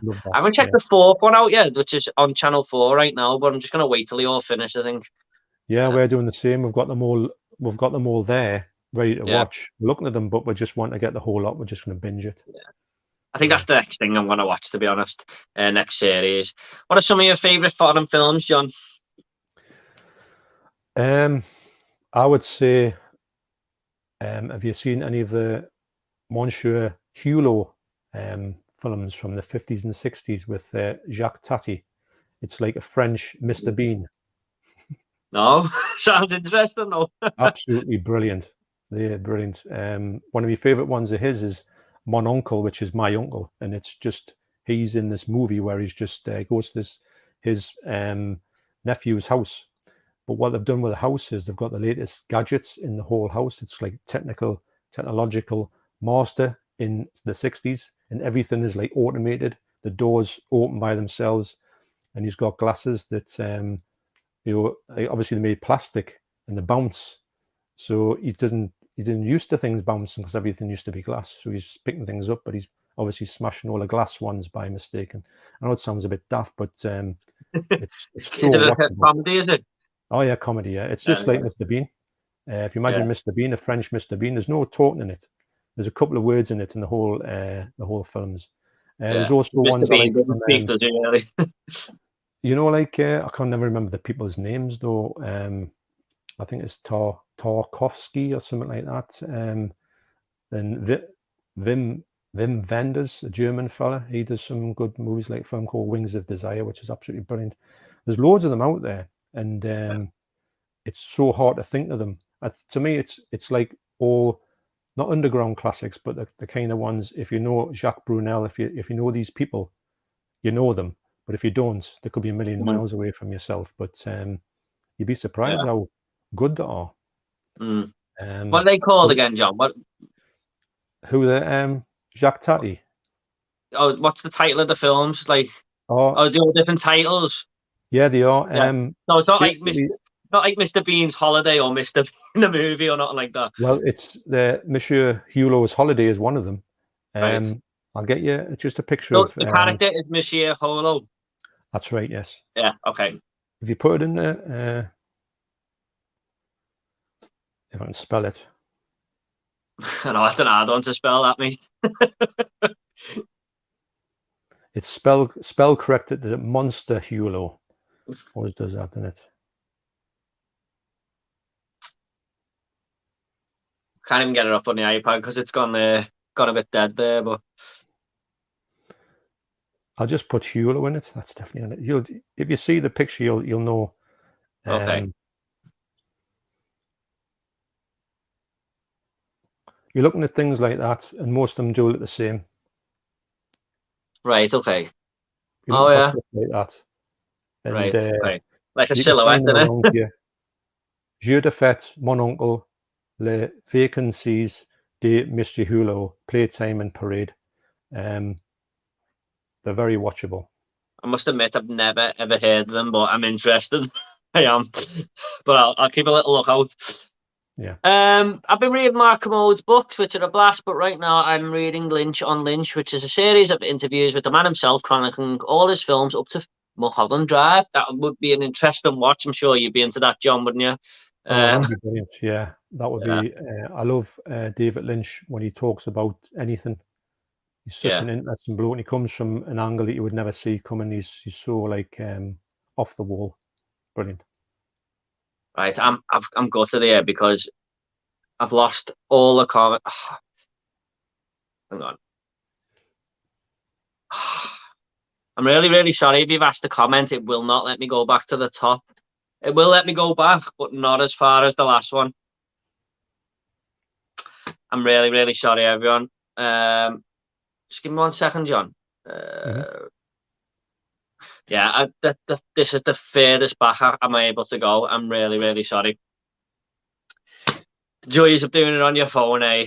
But yeah, anyway, do you like the Beatles? I'm really, really sorry about that, everyone. To get your question back in if you missed one. I'm sorry about that. Like the Beatles, John? I didn't used to, but I do now. I do rate them quite highly. I didn't rate them at all when I was younger because I was into punk music, and to me, the Beatles couldn't be further away from that. But I do think they're great, actually. Now I'm older. Yeah, they're all right to me. I mean, I know they're highly acclaimed and stuff, but most disappointing Blu-ray you've picked up. Oh, I've got one here, John. Hang on a minute.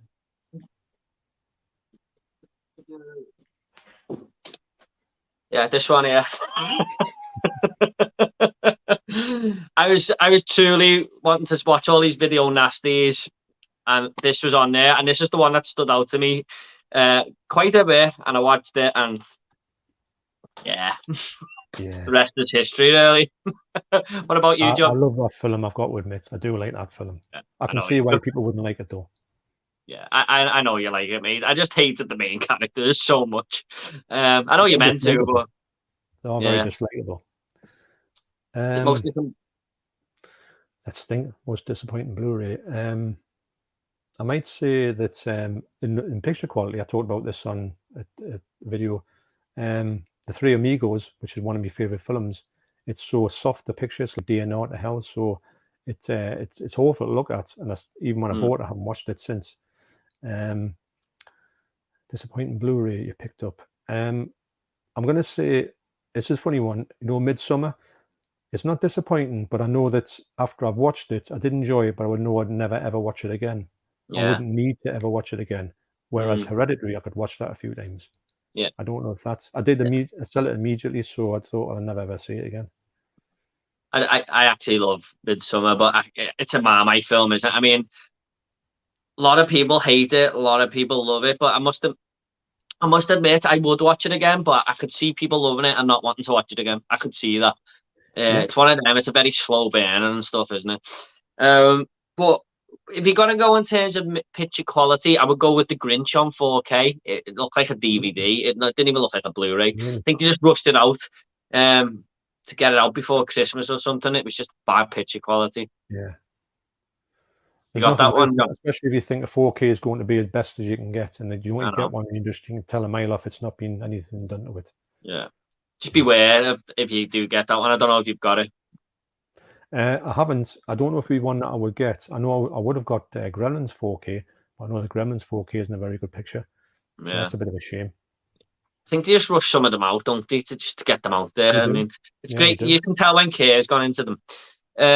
Which series should have been a trilogy for me? Romancing the Stone and Jewel of the Nile. Good question. Yeah. Maybe Ghostbusters, but I mean, as a 3, with the old characters, maybe. Because a lot of people have been wanting the 3rd one, haven't they? Yeah, I think they could have done a 3rd one back in the day as well. I think that's what I mean. Yeah, I think they could have had enough thing on that. I'm trying to think what films are like 2s of it. Silent Night. Oh no, Silent Night, Deadly Night Part. There is a Part 3 and 5 and 6 and 7. I think there's about a 6, isn't it? There's a remake as well, isn't it? Yes, I know. Can you believe it? Well, what about this? Killer Crocodile 3. I know I've got it at hand. I can't comment, but yeah. You love it, Jim. You'll love it. Yeah, I'm gonna rewind the stream in a bit and just let me fiance look at the bit where we talk about that, and I just go, "There's a hint." So yeah, I think she's gonna get me it anyway. Hey guys, Mondo, George, how's everyone doing? Hello, Wormy Spoon. Wormy Hello, Wormy Spoon. Spoon. Thanks so much for coming along once again. Maniac is a serious 4K. I think you've spoke about this, haven't you, John? Yeah. Yeah. It I've looks never probably seen the the film, best. to be honest. You've not seen the film? No, is this a Blue Underground release, isn't it? Yeah, it is. Yeah. It's the best it's ever looked, but it's a grubby film in it the way it is anyway. It's like a really seedy film. It's also shot in 16mm, so it's never going to look great. But as far as Maniac goes, because I've seen a few Maniacs over the years, and they've been awful usually. It's just the best you can get of that film, but it is really like it's one of them films you do need a good shower after you've seen it. Yeah. But it's a decent film. I do rate it quite highly, actually. I was watching a documentary the other day. It's 4 hours long. It was about movies in the 80s. In Search of Darkness, it's called. And he was talking about Maniac. And I thought, I need to watch that one. 1980, is it? Or 81? That's right. Yeah. We've got Joe Spinell in The, it, who obviously he was in The Godfather as well, wasn't he? who was that, sorry? Joe Spinell. He was in The Godfather, or Godfather Part 2. I know I saw him probably in Part 2, actually.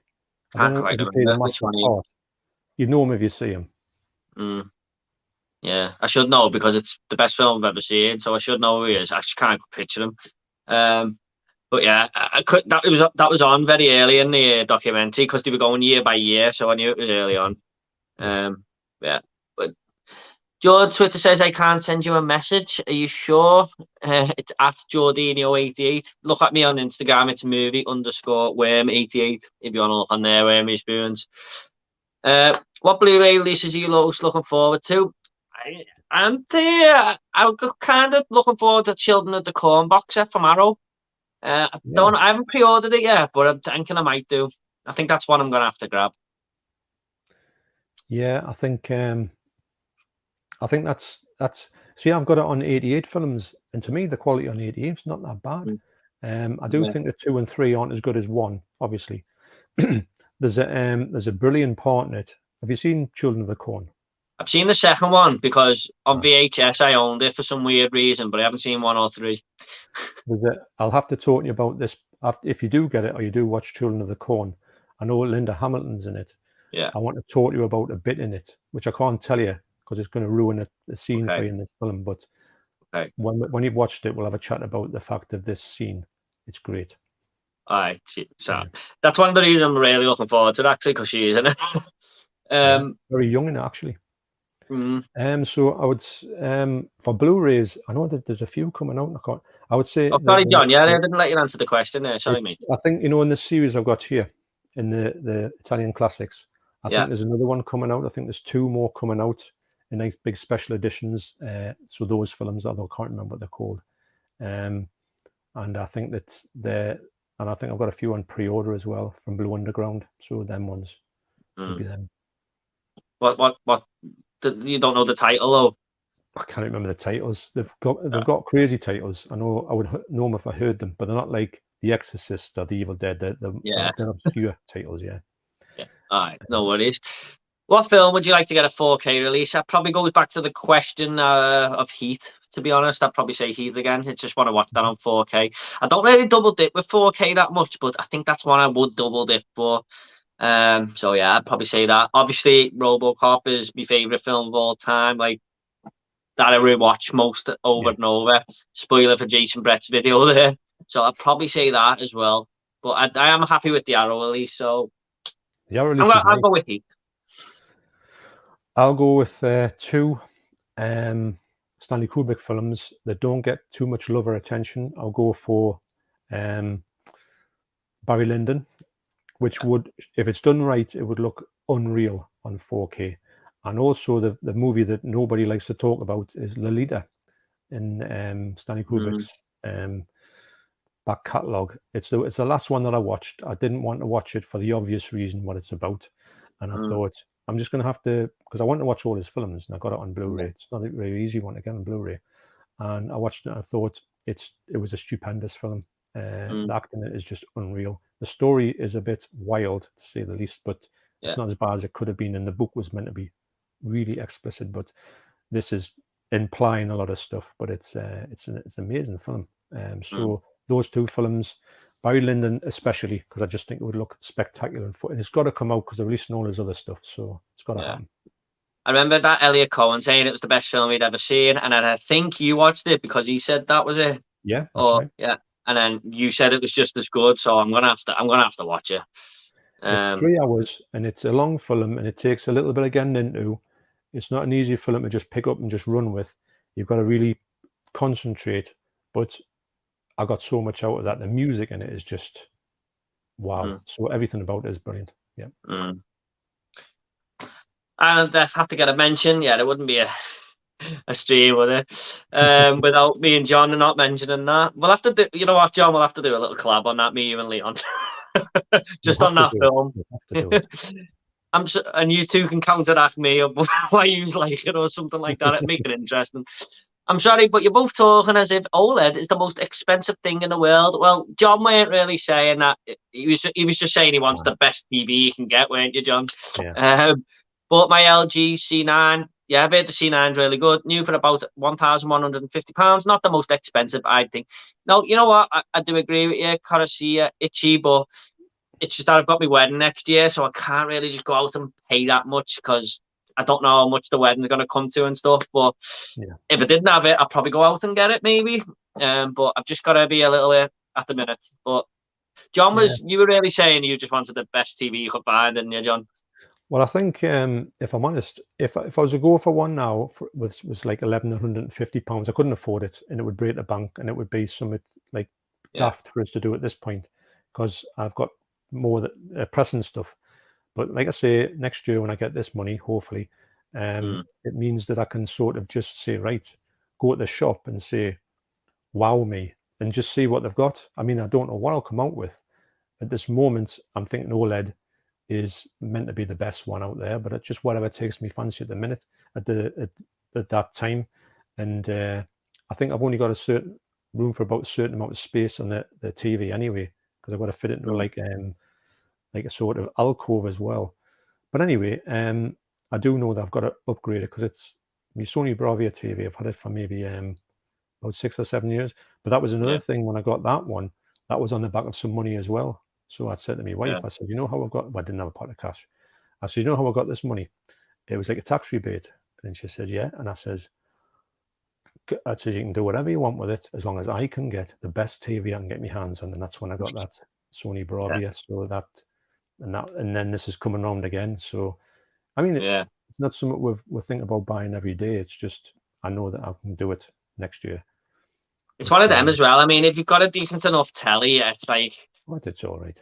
I mean, I'll get it when I can. I mean, I'm not in any rush to go and get the OLED, you know what I mean? But I am going to get one, definitely. Have you guys seen Lost River 2015? If so, what are your thoughts on it? I think I've heard of it. Or is that Wind River I'm thinking of? What about you, John? Have you seen that one? No. Don't know that. Sorry about that, Drew. What is your least favourite movie genre? Good question. I don't think either of ours is horror, is it, John? No, not today. No, I think actually, I would say, funny enough, when I'm talking to that, I'm going to say political drama. You know, like that type of ones where I was talking about Harrison Ford when he was in them sort of political dramas. They just don't do anything for us. I find them quite boring actually, because it's just nothing to me. It's not. I'm not wired up that way. Yeah, John, I don't even get into politics in real life. So when it comes into movies, I can agree. I did like Mr. Swift Goes to Washington, though. That was probably about the best political one I've seen. But yeah, it's not like something I'm going to rush out to see if they come on the cinema or anything like that. Yeah. I think musicals hit and miss with me. I mean, I could never. When the In the Heights come out, I was like, I can't be bothered going to see it. But now more people have talked about it, how good it is. I am intrigued, but I don't get excited by musicals whatsoever. So I'll probably say that, to be honest. I mean, I like a movie that's got I know musicals do have stories, but I like the acting and the storytelling and stuff that comes with it. I mean, musicals just for me aren't anything. But yeah, I can relate to that one, what you said there, John, political drama. Yeah. Yeah. Well, has Mondo seen What Dreams May Come? Well, this is where my Spoon's favourite film, I think. This is the film he keeps wanting me to review on the channel. Eventually, someone will have seen the movie. Off to footy, but have to hit like. We'll watch later. Have a good stream. Thanks for giving us a like, where my Spoons. Have you seen that one, John? I think Robin Williams is in it. I don't even know what it is. What type of movie is it? I think Robin Williams is in it. I think where my Spoon. No. He always wants me to watch it. Look, I'm going to try and watch it for next week. No, I haven't heard of that one, if I'm honest. Yeah. I think he's going to ask every viewer till someone says yeah. Sorry if I asked this already. Have you guys seen Third Person starring Liam Neeson and James Franco? No, I haven't. You've picked up a few Liam Neeson films recently, haven't you, John? Is that you? Oh, is that someone else? I don't think I have. I do like Liam Neeson. I do think he's a good actor, and I have got a few films that I think he's really good in. Obviously, Star Wars and Batman. So I think he's a great actor. I don't know if I watched. Oh no, hang on. I got that one from Poundland. Non-stop, was it? Yeah, I got that one. I don't want to watch it. I wouldn't. If someone give us like a stash of his films to watch, I would watch them all. It's not as if I just say, "No, I'm not bothered." Yeah. Yeah. I haven't seen that one though. Third Person. No. I've got to be honest. Do you guys like blaxploitation and kung fu? If so, check out Devil's Express horror thrown into the ultimate mashup. I haven't seen many blaxploitation films, but I've seen a few kung fu ones like Enter the Dragon and stuff. I'm into them. I haven't seen the Devil's Express. What about you, John? I haven't seen it or heard of it, but blaxploitation is a great genre to be in. And there's also a few movies. Have I got one down here, which I think I have. If I can find it. Of course, I can't find it, can I? I've got a feeling I know which one you're going to pick out. There's a great blaxploitation movie down here. I can't even remember the title of it. I know that I saw it though. So what it is a comedy. It's a brand new one. It's made to look like it was from the 70s. All right. And determined to find it, aren't you? Hang on. Yes, it is. I've got it. I want to get it on Blu-ray, but you can't get it on Blu-ray in the UK.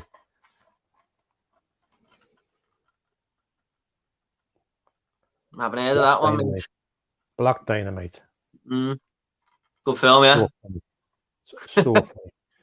But it just takes them and it just goes with them. Obviously, they all know kung fu, and it's a brilliant film because it's taking the mick out of the sort of blaxploitation because they come in the 70s, and it was just like these people like Pam Grier, and she was usually in them, and there she was sort of getting it's just the sort of 70s, and then of course you've got that recent one that came out with Eddie Murphy when he was doing that. He was playing Dolomite, that character of this.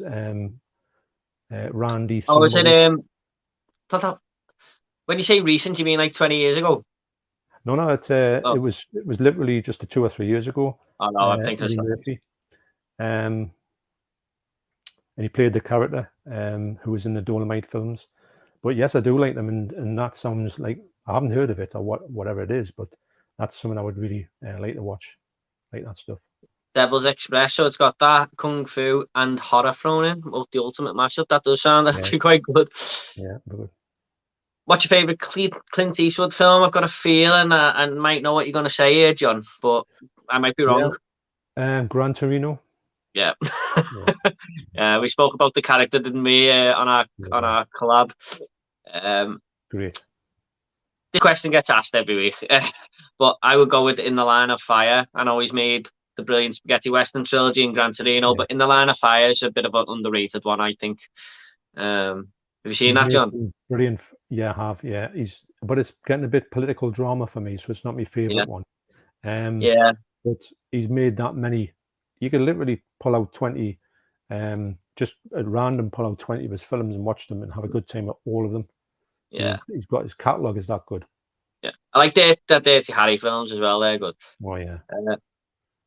Hi Mitchell, thanks so much for coming along, mate. Right, we're gonna go for another 25 minutes or something, everyone. Because I've promised me fiance that I'm gonna watch Civil War with her tonight because we're going to see Black Widow tomorrow, and that takes place after Civil War. So we will go till 9 o'clock. Hope that's all right with everyone. We'll try and get through everyone's comments.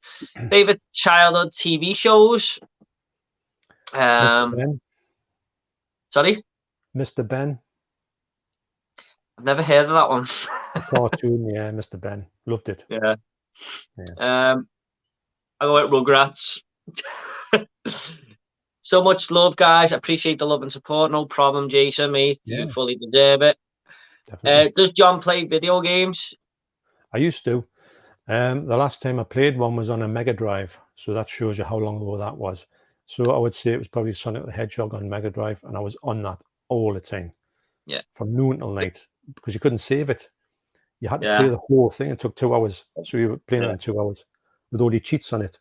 But that's the first game I ever played, that. That's brilliant. To be honest, it's one of the best ones ever.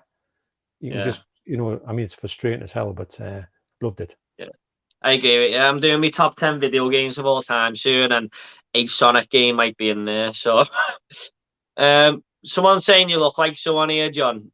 Is it all right to put the comments up? It's not a thing. If you want. Yeah, John reminds me of Christopher Lloyd. Christopher, well, without the hair, I haven't got like a blonde wig. Maybe I do. Yeah, maybe I do. I don't know. I think you're better looking than him, mate. It's the beard, man. The beard. Cinema Museum. That's the one, the Italian one, I think, that we were talking about before. Yeah, I've heard of that one. Yeah, definitely heard of that one. Have you seen Midnight Classics Collection? They do Halloween, etc. Yeah. No? Is that the box set of Halloween? I'll tell you who's got lots of them. Keith from Euphoria Pictures. He gets them and he unboxes them and shows them off every now and again. And they always look amazing, mind.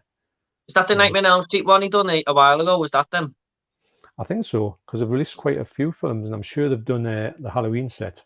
The one with like practically all the films in, apart from the new ones and Rob Zombie. The Rob Zombie ones. Yeah. I don't know any of them, but I have seen them out there and thereabouts on YouTube and stuff.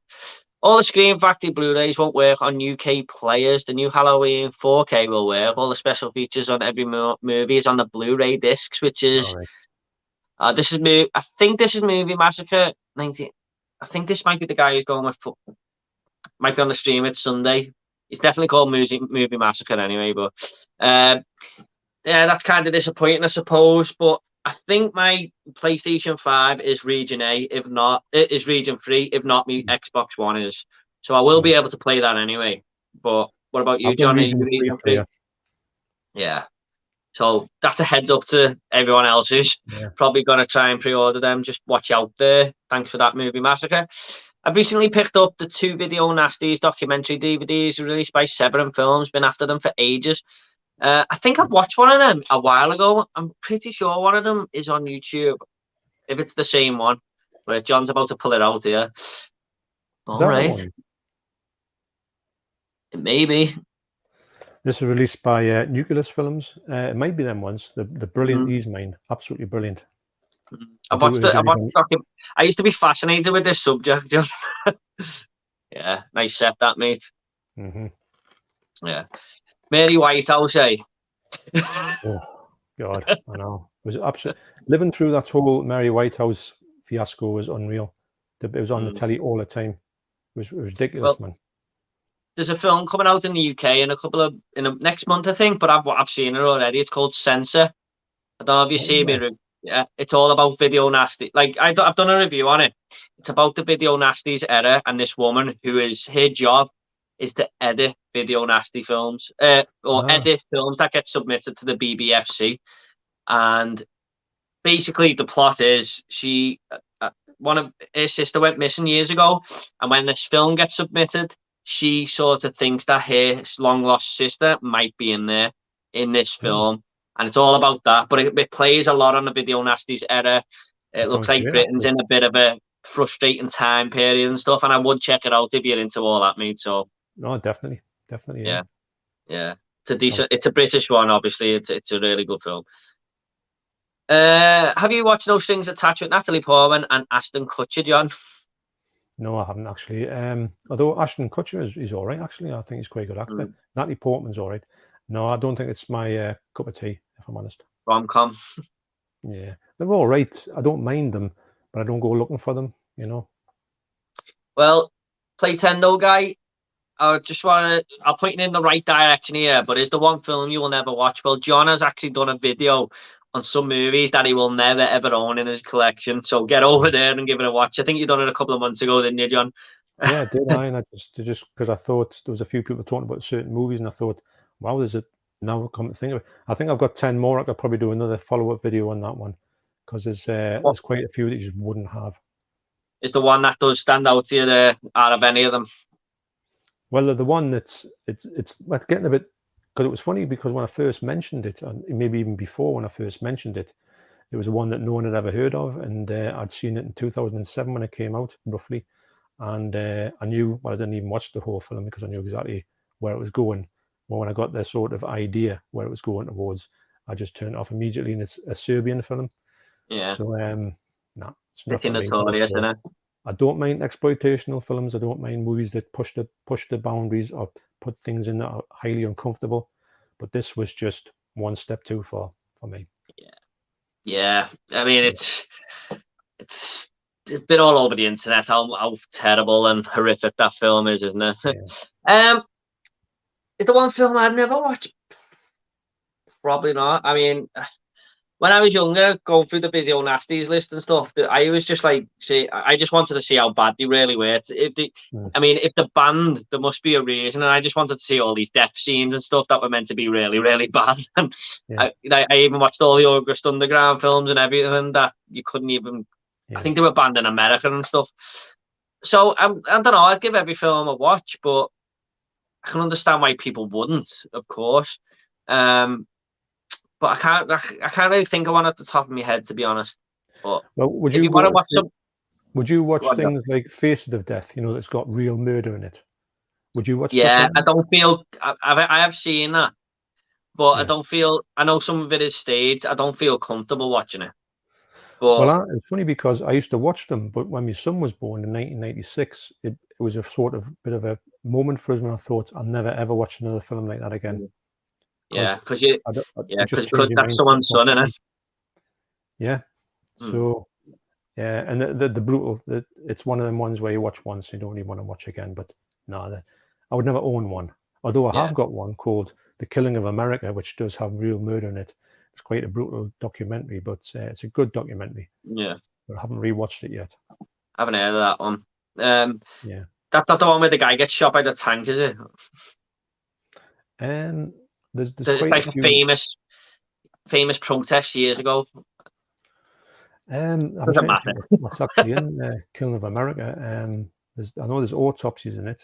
I know there's a stronger Japanese cut on the actual disc, which I haven't seen the stronger Japanese cut, which has got extra, like it's got gore and it's got extra gore. Like say it's an autopsy in the original one, it goes on to say a minute, but in the Japanese one, it goes on for 2 minutes or 3 minutes. I know it's quite interesting actually. The Killing of America, it's a lot more factual and a lot more less exploitational, but it's got some pretty bad stuff in it. Like, yeah. I mean, one thing I will say, most of these films that I did seek out that were banned and that were very poorly made. Like August Underground, I don't recommend watching it. It's one of the most disturbing films I've ever seen, but it's just trash to watch. It's not a fun time. It's not entertaining. It's just a really badly made film, and a lot of them are like that. It's like you're right. One that you mentioned was The Bunny Game. One of the worst films I've ever seen. It really was that bad. It was just terrible. So it was. I mean, I think I understood what this woman was trying to do, but also it was one of the worst like made films I've ever seen in my life. And I just thought, The Bunny Game. The Bunny Game, yeah. I couldn't imagine why anybody would, because the woman is the woman who actually got attacked. Yeah. So she actually recreated the whole thing in the movie. Why would you even do that? It's like she's trying to get money off a bad thing that happened to her, basically.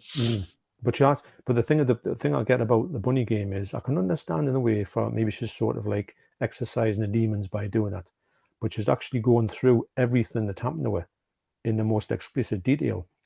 Why? That was my every time I watched it, I thought I didn't. Every time the time I watched it, I thought, why on earth is this happening? Maybe it is something to do with getting over it or something. I don't know. I don't know what's going through her head. I don't know, but yeah, maybe there is a reason. But John, did you see Harrison Ford when he was in Newcastle? He was spotted outside the quayside and South Shields. No, I didn't actually, but everywhere where he was walking, me and my wife would always walk around there or would drive past there. We could literally have drove past by him. We would have seen him, but I was saying to my wife, I said, imagine if I'd said to you, there's Harrison Ford over there. She says, aye, rubbish. And if she'd said that to me, although when you was in the northeast, we didn't think he was actually in Newcastle, but it would have been great. We didn't see him, but would have loved to have seen him. It would have been excellent. Yeah. Wasn't he like saying stop filming them to people and stuff? I don't know if that's true, but I've seen something in the paper like that. The clips I saw of him walking around doesn't seem like anyone was hassling him, but I can imagine if he was getting hassled, because I would imagine if anyone cottoned on to who he was, they would have been all over him like a swarming, because you would never think you would ever see him in Newcastle, would you? Oh, that's mad, isn't it? No, last I heard, I'm sure he was in Yorkshire. I'm sure that's what I seen, but I didn't know he was in Newcastle myself. Yeah. How's it going, guys? What are your thoughts on Assault on Precinct 13? I've never seen it. John Carpenter, isn't it? John Carpenter film. You've got to see it, Jordan. It's brilliant. I thought it was good, and then I went through a period of thinking it's not that good.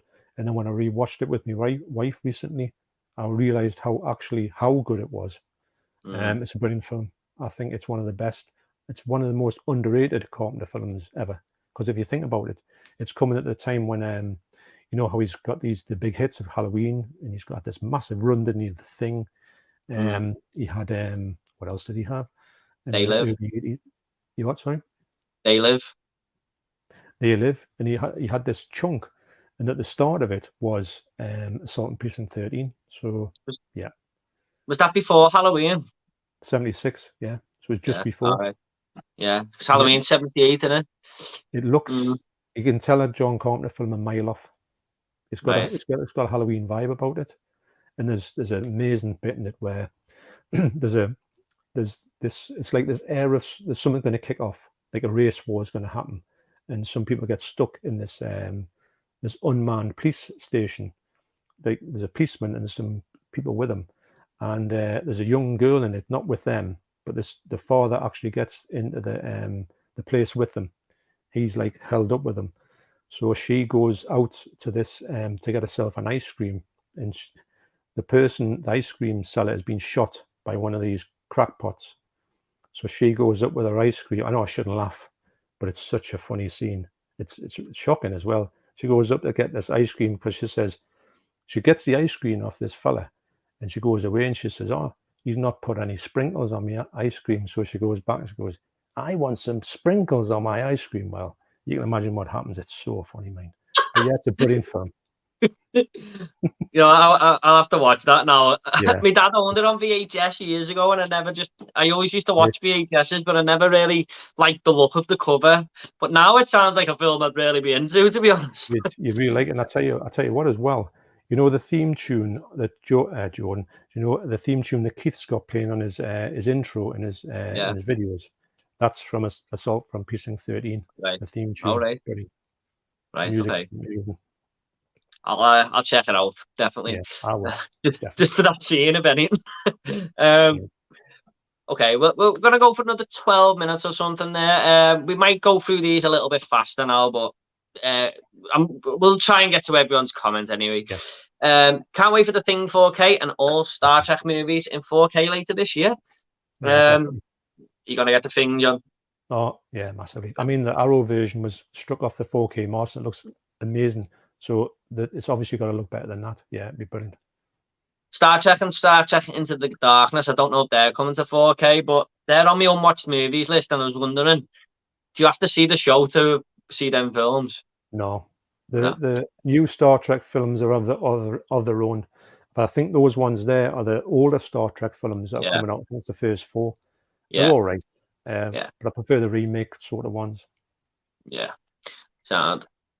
What TV or Blu-ray setups have you got? I've just got a 4K Samsung something, and I use me PlayStation 5 or Xbox One to play Blu-rays. So What about you, John? I've got a Sony Bravia 4K TV. I've got a Sony soundbar and a Sony 4K and a Panasonic multi-region Blu-ray, and that does me. Nice. For the moment, until next year when I spend some money. Yeah, when you get that. My dad brought us VHS. JVC was 300 back in the day. Yeah. Otherwise, they were so expensive. Yeah. Mad VHS is handy when you think back. You have to rewind them and everything. Have you watched Not Another Teen Movie, which has the young Chris Evans before he came Captain America? No, but my fiance loves that film. Weirdly enough, Chris Evans was in. Sorry, John. I didn't know he was in that. No. Have you seen this one? No, but I like them. Like Not Another Superhero movie, all them type of things. I like them movies, and I'd probably watch that if I ever saw it. Yeah. Weirdly enough, I watched Fantastic Four the other day, the old ones, and Chris Evans is one of the Fantastic Four, but now he's Captain America. It was just weird because it's a different universe. So yeah, it's bizarre, isn't it? It is. It's mad to see. First film's The Evil Dead: Dark Knight of the Scarecrow. Is this first film's a label or something? Dark Knight the Scarecrow. That's a brilliant film that no one ever talks about. It's a TV movie from about early 80s, maybe even 1980. It's a great film. It's this fella who he's like the sort of people pick on him because he's a bit intellectually, he's sort of like in a village and people sort of mock him. And what happens is he gets trapped in a scarecrow. He actually, I can't remember why he does it, but he gets the scarecrow, the garb of the scarecrow on. Something happens to him, and he comes back as this scarecrow. It's quite good, actually. Yeah, that sounds like my type of film, definitely. You know what? When I get through, go on. Sorry. You can't get in the UK. It's like a US TV movie. Right. I was going to say, when I get through all these unwatched films, the things I'm going to buy more than anything, because I'm trying to buy films that I've already seen at the minute, bar one or two, which will be Killer Crocodile, obviously. But I want to buy all these older 80s films now that are just like a little bit less known, especially after watching that documentary and stuff. I want to get films like that. I just feel like watching a load of them. So, and I know 88 films do a lot of them, don't they? So, yeah, they're the type of films I'm going to go after, I think. They're good. Phil Baker's Legend, such a genuine guy. Yeah, I agree. Yeah, definitely agree. Oh, John Wick Chapter 4 is better than 3. Might be. Maybe it will be. John, by the way, have you seen the film Nobody? No, but I've seen your review and I've seen a lot of people talking about it, and I do want to watch it. Yes. If you like John Wick, mate, I think you'll like this. Yeah, I've been that's high on my list to watch. What is your favorite bit of movie memorabilia that you guys have? I don't know. I'll have to. I've showed you this one before. I can get it out. Oh, I know what's coming. Yeah, that's amazing. That. Gunnar Hansen's. Yeah. That's brilliant. I mean, I didn't actually get it signed up, and my friend did, but he gave it to us and says, "Yeah, look what I've got you," and I was like, "What?" Brilliant. That means keep hold of that. Oh yeah. So put that in a little glass frame or something, John, on your wall. I couldn't have, but at the moment it lives in there. I don't like to get sunshine on it and stuff, but but just, and apparently he's meant to be a really, I know he's no longer with us, but he's meant to be a really decent guy as well. Just speaking on that, I've always said to my fiance, there's one place I could visit. It'd be that house. The back of Texas Outback, but I think it's a restaurant now. You can go in and order food, but they've got all the pictures of the movie around the wall and stuff. I would love to go there. Yeah, me too. That'd be an amazing place to go, because, like you say, I know you can actually get into it, and it looks more or less the same, and you're eating a meal in there. Oh, it'd be amazing. Yeah, you'd be thinking it was actually humans in the food, though, wouldn't? You wouldn't eat no meat. Favorite bit of movie memorabilia? I've got a big. I can't really get it out of reach, but it's like a big tip. I'll just grab it quick. But there we go. I like this. This is like a good little showpiece on my room, but the head detaches. But yeah. I love the Terminator. That's nice. I haven't got anything worth a lot of value, so.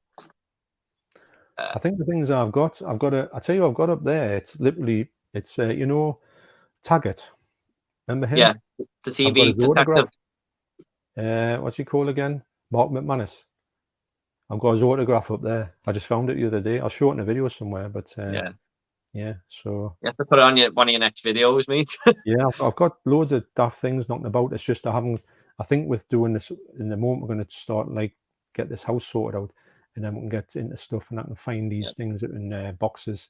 I think I've got some good stuff, which is like well out of sight. You're definitely going to come across it, aren't you? Oh yeah, I will eventually. Yeah. Has John watched Nick and Nora's Infinite Playlist with Michael Cera and Kat Dennings? No, but I've heard of it. Yeah.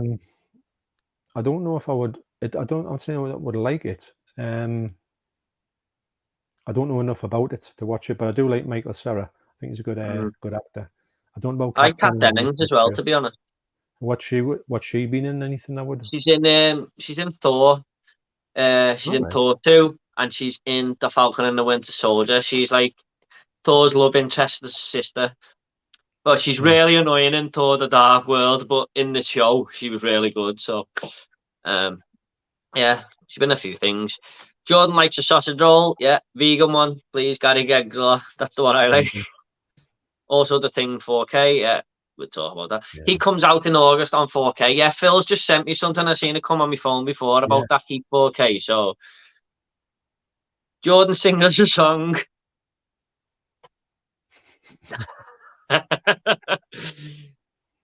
Is that The Omen on Blu-ray, John? It will be. I don't know where I'm looking here. Where am I? Honestly, I'm sitting here looking at it and I can't see it. Where am I going? Oh yeah.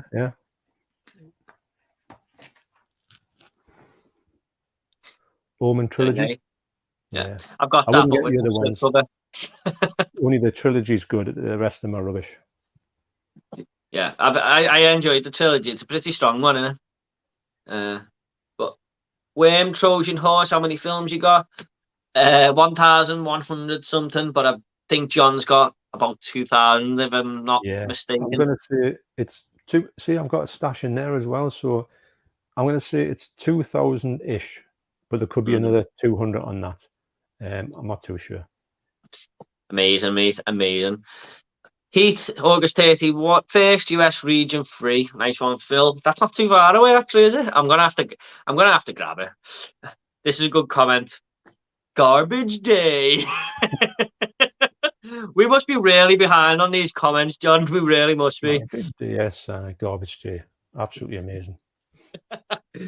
Funny scenes that are good because they're bad. Garbage day. Yes. Garbage it's off a film called Silent Night, Deadly Night 2, Geroid. Just type it in on YouTube and be amazed. Do you like Falling Down and Taxi Driver? Yeah. I like Taxi Driver a lot. Falling Down is okay, but I've only seen it once. What about you, John? I like Falling Down. I think it's probably my favourite Michael Douglas film, if I'm honest. Taxi Driver is brilliant. Fun fact, when I watched it, because I taught my wife into watching it, I used to talk her into watching loads of films like this, knowing full well she probably wouldn't like it, but, you know, it was one of the things you did when you were, you know, freshly married. I said, yeah, put this on, have a look at this. It's got Robert De Niro in it, it'd be lovely. So she was sick. She actually couldn't watch the film because she was actually physically sick. So, yeah. What, because of the film? Yeah, the film, you know, the ending. The violence in the ending. She actually went to the toilet and threw up. Yeah. You know what's a crazy scene in that film where Martin Scorsese comes into it for a minute? That's a weird scene, that. I know. Yeah, I know. Are those the Bad Mums Blu-rays, John? Yes, they are. I think they're great, actually. I think it's a great series. They're dead funny. Although, have you seen them? No. Well, there's one part, I think it's probably in the second one, the Christmas one. You know, when it's one of these bits in the movie that you don't expect to see or don't expect. It reminds of another scene from, I've got it over there. And I think it's called Get Hard. Yeah. It's have you seen that one with That with Kevin Hart in? yeah. Yeah, I haven't Have you seen it. seen No, it? no. There's a scene in there. Actually, it was on TV once, and I thought they're never going to put this scene on it, and they didn't. They cut the whole thing out. But I'm not going to say anything about it. But if you watch it, you will know what's coming and what you see. I could not believe what you're going to see, and it's anyway. So the bad moms is like that. There's this bloke who's a male stripper, and he does a sort of scene in this thing, but Right. you can't believe what you're watching, and it's so funny, like. But yeah, good movie. Yeah, honestly, I've never. I don't even think I've heard of the Bad Ones, to be honest. they're in Poundland, £2 each. They're Right. so good. Mad when you get some bargains in there, isn't it? I think Sam would love it. Love them. You can see them all over the place. You really can. Do you know what film got me a bit intrigued the other day? Because every time I go on Poundland, it's there, and you picked it up and said it was quite good to watch. So, yeah. So have you got it? The neighbor? No, I always look at it and I think, oh, that'd be terrible. But then you picked it up and said it was good, so I'm thinking about getting it. It's a brilliant film, really good film. Yeah, I do highly recommend it. You'll get it. I remember seeing the trailer on the pictures for it. Like, I thought it'd be trash, but just because it was, I got it because of the fella who was in it from the IT squad, IT crowd, and Richard Yodi, and I thought I'll get it for him, and it was great. It's a really good film. Right, everyone. I don't think I'm going to get to the bottom of everyone's comments here. I'm really, really sorry. There's just so many. I'm really, really sorry, everyone. Unless, John, would you want to do 5 minutes just saying yeah or no answers? We're saying that. Yeah, we'll do a quick 5, won't we? Hang on, there's a lot of people spamming it anyway, so hang on a minute. I've lost all the comments now anyway. Yeah, I'll just go. Black Dynamite is fantastic. Yeah. There's a guy called Jason Fulton here, and he's just spamming the stream, so I'm just going to block him. Yeah. Right, he's gone. So, because I scrolled down so much, this is the last comment. I'm really sorry that I can see. I see your Omen Blu-ray there as a slipcover, John, while Jordan's copy doesn't have a slipcover. This guy's got a good eye, hasn't he? Yeah, that's mine, hasn't he? But of course, look at that. CEX, you know the thing on the bottom? And you take it off and it takes a bit of the cover off. So unfortunately, it's not as pristine as I would like. But yeah, I think it was probably dead cheap as well. So I do have a lot of love for these first 3 films. Like I say, the rest of them are absolute rubbish. But I tell you what, Mitchell's got his Hawkeyes. I can't even see it. I can't believe you can see that. He's probably not even listening to us. He's probably just looking at our Blu-rays. I'm only joking, Mitchell. What's your favourite HMV premium title, John? It has to be, although I don't own it, Barry Lyndon. I own a different Blu-ray from America, and I don't want to actually go. I would like to buy the Criterion, but it's far too expensive because it's got 4K remaster. But I want to hold out for 4K. So it would be Barry Lyndon. And I never, ever thought I would say that. We'll have to watch it. Have you got Bad Day at Black Rock? No, I haven't, but I know you like that one. Yeah. Have you seen it? I think I've seen it a long time ago. It's worth picking up anyway. That's always my little recommendation. What's a film that you'd like to describe as a silly film? One for me is Herbie Goes to Monte Carlo. So like a silly film that you might have a guilty pleasure for or something? I tell you what, I had this out before and I thought I haven't shown this one, but a lot of people, now this is a really silly film, and this needs to get a Blu-ray or even a DVD release. And everybody talks about Spider-Man, but they never ever talk about this Spider-Man. Right. I had that years ago on VHS, I think. Have you watched it? Is that the movie? Or TV movie or something? Yeah, and it's really bad costume. Oh, the costume's like hanging down. It's not even tight. It's like hanging down, like nearly tripping over his crotch. I seen that years ago, mate. Green cassette. That is just nostalgia overload. That. I've got the other one. That's the second one, Spider-Man Strikes Back, and that one's the Dragon's Challenge. But it's a U, and it's only you because it's been heavily cut. There was he was fighting someone with nunchuckers, and they cut the scene out. So to get a U rating, believe it or not, I would love them to come out. They did a TV series as well, which I've got on, you know, downloaded off the TV. Weren't nunchuckers really frowned upon years ago? Because I'm sure they cut it out of Enter the Dragon every time it came on TV, which is because they were banned or something, weren't they? Yeah, because they were easy to make. And once Right. someone saw them, they were trying to make them. So I think there was a spate of like kids going around with homemade nunchuckers from 2 bits of wood with some thing and some nails in it. So they were just killing each other with them. So they stopped it. So everything with it, including that, as if that's going to be cut for nunchaku scenes. So there you go. That's a crazy Bad, bit innit? for you. A U film getting cut. There's another spammer that keeps on saying, "Yeah, I've just blocked them, mate." Okay, hey, Gran Torino is a brilliant film. I love it. Yeah. Do you like Donnie Darko? Yeah, I do like that film. Do you, John? I haven't watched it, although I've got it and I keep going to watch it and never get around to watching it. I've got this feeling that I won't like it, but I just don't know why. I give it a go, mate. It takes place in the 80s and stuff, and it's got to end and that messes with your head. But I like it. It's a really good film, I think. I think Have I'll you like seen it. I'm never in the mood for it. I recommend it, but whenever you're in the mood. Have you seen 3 O'Clock High? Yeah. Hang on. No worries, mate.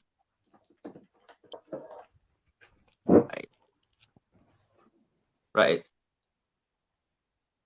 Well, John, is there any films you haven't seen? Well, I've watched a few of my time. This is an absolutely brilliant film, and nobody ever knows it. Nobody really goes on about it. In fact, the only other person I've ever seen talk about it is Blu-ray Bullet Brit, Pete. He's the only guy I've ever heard mention this film. It's absolutely amazing. Well, now there's 3 years. Right. Never heard of it. It's great. I'll have to have a little look at that up. Right. I'm just gonna fly through these last ones, John. There's about 10 to go through. I'm really sorry, but I could do this all day, mate. I really could. I'll enjoy it. Yeah. Have you watched AI, the Steven Spielberg film? Yeah, my sister used to watch that religiously. She watched it in French once. She loved the film that much. I don't like it because I thought it was a little bit too. It was like, you know, the whole the boy. I didn't like it. Was the fact that I think it was just a bit nasty towards the lad. Yeah. I didn't like it. Yeah. I can't. My memory is very vague with it. Haley Joel Osment on it. Yeah, that's right. Yeah. What's your favorite film that's on YouTube? Good Honor and Obey is actually on YouTube, and it's a very underrated British gangster film. So I would say that. Do you know any, John? There's Jaws 5. Is that on YouTube? Yeah. Is that a fan made one? Is it? No, it's a proper official movie. Jaws 5. Oh, I thought it only went to Jaws 4. Have you not ever seen Jaws 5? Like talked about? No. Wow. No. You have got. I'm not going to tell you anything about it. You've got to watch Jaws 5. Okay. Yeah. It's great condition as well. Looks lovely. Okay. Thoughts on Thor: The Dark World? I found that movie very boring. Well, my review will be out that. We'll be out of that shortly. It's all written out and everything. Just got to film it. But I thought it was all right. I think it gets too much hate. What about you, John? You seen it? I haven't seen it. No, it's on me to watch list because I haven't watched all the MCU ones yet. No worries. What are some of your favourite actresses? Emily Blunt, Linda Hamilton, love her in Terminator 2. Emily Blunt right now though, and I like. What's her name? Who's going to be in the new Edgar Wright film? Oh, red hair girl. Anna Taylor-Joy. Yes. What about you? We went to the cinema, but we didn't actually. We just went to have something to drink, and I saw the billboard for that. And I was saying to my wife, I said, "We've got to go and see that film." Last night in Soho. Yeah. So she says, I don't know if she was so much into it because I gone, "We're going to watch that." Yeah. So I thought, well, that might not work, but yeah. So I would say actresses. I would say Diane Keaton. She was in the Godfather 2. Yeah, Godfather. She's been in a lot of Woody Allen films. I like her. It's funny, you know, because I like probably loads and loads of actresses, but don't really. I just like them. I seem to like in every movie. I seem to like every woman that's in every movie. if you know what I mean. I don't really have a best actress. So I don't really go searching. Oh no, hang on, I do. What's she called again? Amanda Bynes. Oh, I know. Sabrina. And Sabrina as well. Well, Sabrina, you know, Melissa. Is that it? Is that it? The same person? Well, Melissa Joan Hart is. Oh yeah, sorry, yeah. Look at this one. Yeah, I'm getting mixed up. Yeah. Melissa Joan Hart, 9 Dead. It's a Saw ripoff with Sabrina the Teenage Witch in it, and she swears in it, believe it or not. And this is Amanda Bynes. Is this one here? She's the Man. You ever seen that one? No, I can't. I can't even think who she is, John. No, I've never seen her. Shannon, what's it called? Shannon Tatum's in it. Yeah, Shannon Tatum is in this movie. She in 2010 she had a massive mental breakdown, so she's just completely lost it, unfortunately, because I think she was heading for big things, and I don't think she'll ever come back. Unfortunately, I really, it's a big shame. That I can't say I've seen anything, to be honest. But good answers, mate. I know you like the Sabrina girl, Melissa Joan Hart. I do. Good evening, guys. What's your favourite franchise that's now became a meme? Here's a joke. What's the difference between Harry Potter and Dom? The Fast and the Furious franchise. Dom has family. I don't know. Quite get that one. I don't quite get. I don't know. What's your favourite franchise that now became a meme? I don't know. What about American? Oh yeah, because Fast and Furious has actually become a meme now, hasn't it? It's like it's just a victim of its own success, really. If you like. I would have said, like American Office, you seem to be a load of memes from that show. Yeah. You know, if ever you're searching for a meme, there's definitely one of them in there. It's a hard one when you think of that. The hard questions to answer, aren't they? Spontaneity. Is that a word? Can't speak. It is an hard one, like. But the Dom thing has finally took over Facebook. I don't think I've come across it, to be honest. And then Last Chance says I know, right? Playing it then though, guy. Absolutely loved Sensor after watching the review. Good stuff, Last Chance Chairs. That's a mouthful to say. Glad you enjoyed it, mate. I'm glad you enjoyed the film. What you said about that, Jordan, I really want to see that now. Yeah. I'll give you a way to watch it after this stream if you want, John. But I think it is meant to be coming to cinemas in August. But US, I've had it before us for some weird reason, even though it's a British film. So, all right. Nuts. I didn't know it was coming to the cinema, by the way. Otherwise, I would have waited, but I didn't know. Hi, yeah, it's me on the Sunday stream. Yeah, good stuff. I'll see you there, mate. Hey, guys. Hello, Movie Bug. Thanks so much for coming along, James. Hope you're both doing well. Yeah, always good to have James on here. My favourite cheese is the nacho bucket between Jason's. I don't know. Jason's. Oh, he's replying to a spammer there. What are your favourite silent movies, John? I've got loads. I could rattle them all off ad nauseum, but I'll have to say, and I know John's going to agree with this one, The Man Who Laughs. Yeah. I mean, Howie, that's what a movie that is. That's mine as well, because it's probably the only one. Well, I like Nosferatu. I like Metropolis. I like a film called Frau im Mond, which is Woman in the Moon. That's unreal. 3 hours long as well. The Cabinet of Dr. Caligari, and what's the other one? That's the Hands of Orlak, which I've just got, which is brilliant. And then you've got Buster Keaton as well. Got all his films, which are amazing. I really want to watch that so far too. It's been too long. I know I should be watching that. I'm a big horror fan, and I should have seen that by now. But The Man Who Laughs is fantastic. I know some of the ones you just reeled off there are very popular. Hello, gents. Hello, Vernon. Hello, thanks for coming along, Vernon. Cheers, mate.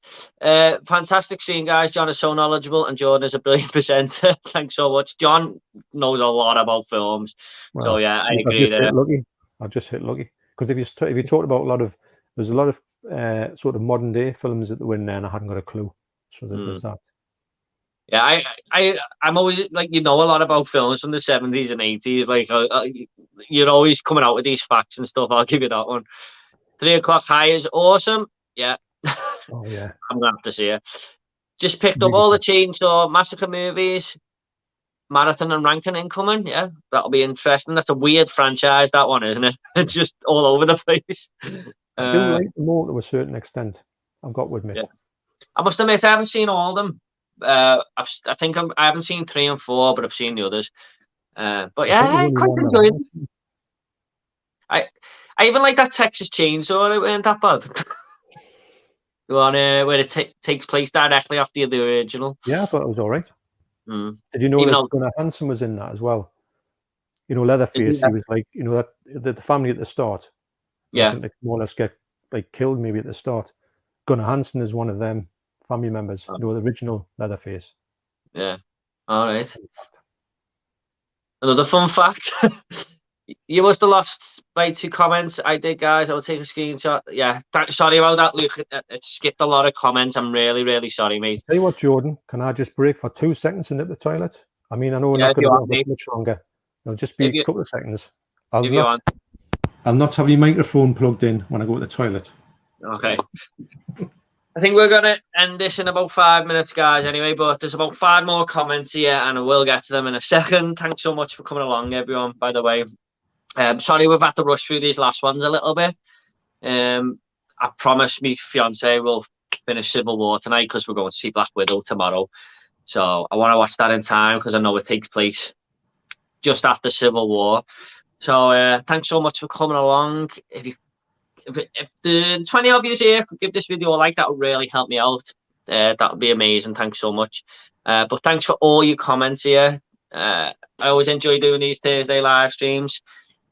Next week I've got Lost in the Reel on from Sean from Lost in the Reel. He's coming on next week. Should be a really fun one. I could sit here and talk to John all night. I'm really sorry we have to end it soon. But yeah, there's a few more comments. I will get to them in a second. And the next one is, oh yeah, Ches talking to Jason. And we'll wait for John to come back with this one. And here he is right now. So, Hello. Yes. have you seen Scum from 1979, John? Yeah, I've seen it. It's brilliant. Love it. Yeah. I can only remember the bit with the snooker balls in the sock. It's a brilliant film. Yeah. Ray Winston, the early one, innit? Yes, Hey guys, hey Top Southgate, thanks so much for coming along. oh, I've John seen Dog Soldiers, can't wait for Jordan to eventually see it. Yeah, everyone's telling me to watch this one. yeah. So a long time ago, it's really good. I'm dying to get my hands on it. Great Apparently film. it's coming out soon, isn't it? It is, yes. After a lot of time being promised, but it just didn't happen, did it? But yes, it's coming out now. At last. I think that might be when I watch it. I was going to watch it before then, but I might watch it then and review it then. Yeah, great film. Have you seen Rambo the Enforcer? Check it out on YouTube. It's brilliant. I haven't. Have you, John? No, I haven't seen that one, no. Sounds like it's going to be a bit of a Rambo rip-off, but I don't know. I might be wrong there. But sometimes them rip-offs are really good. Oh, yeah. Yeah. Great stream tonight, guys. Massively enjoyed it. Thanks so much for Forgotten World of Movies. Yeah, thanks very much. Appreciate that. That is it. That is all the comments. I'm really sorry we have to rush it with them last ones, guys. I'm really, really sorry. But John, it's been amazing to have you on this channel. Yeah. And I'm sorry we have to end it here. I could have gone on all night there, mate. I really could. I had 9 hours. Yeah, I would have done it. I would have. If it were Thursday night and I had all the time in the world, I would have, because I really enjoyed talking to you. Don't forget, John's link to his channel is down below. So go and check him out. Give him a subscription, but I'm sure you all have anyway. And he, as you can tell, he just knows everything about films. He's got a great collection there behind him. Maybe not everything, but quite a bit. Well, the ones I know about, yeah. and the ones I don't. Yeah. So, yeah, thanks so much, John. I hope you enjoyed it, mate. So anybody who's watching from my side of the pond, get yourself across to Jordan. He's got I mean, I've just seen he's a great guy anyway, from the point over there. And he's got loads of stuff on his channel, so get yourself over there. You have a great time, like I have for the last year. Thanks, thanks, mate. Really appreciate it. Bye, guys. Thanks for the entertaining 2 hours. No problem, mate. No problem. Play Tender guy. Nice and want to see Black Widow on Saturday, mate. With the missus. Have a good night, mate. Yeah, you as well. Enjoy Black Widow. Great stream tonight, guys. Cheers. Okay, we're just gonna end it there, everyone. Thanks so much for coming along. Really, really appreciate it. And get over to John's channel. Thanks, John. Okay. Cheers, Luke. Cheers, Luke. See you later, everyone. Bye. Bye. Bye.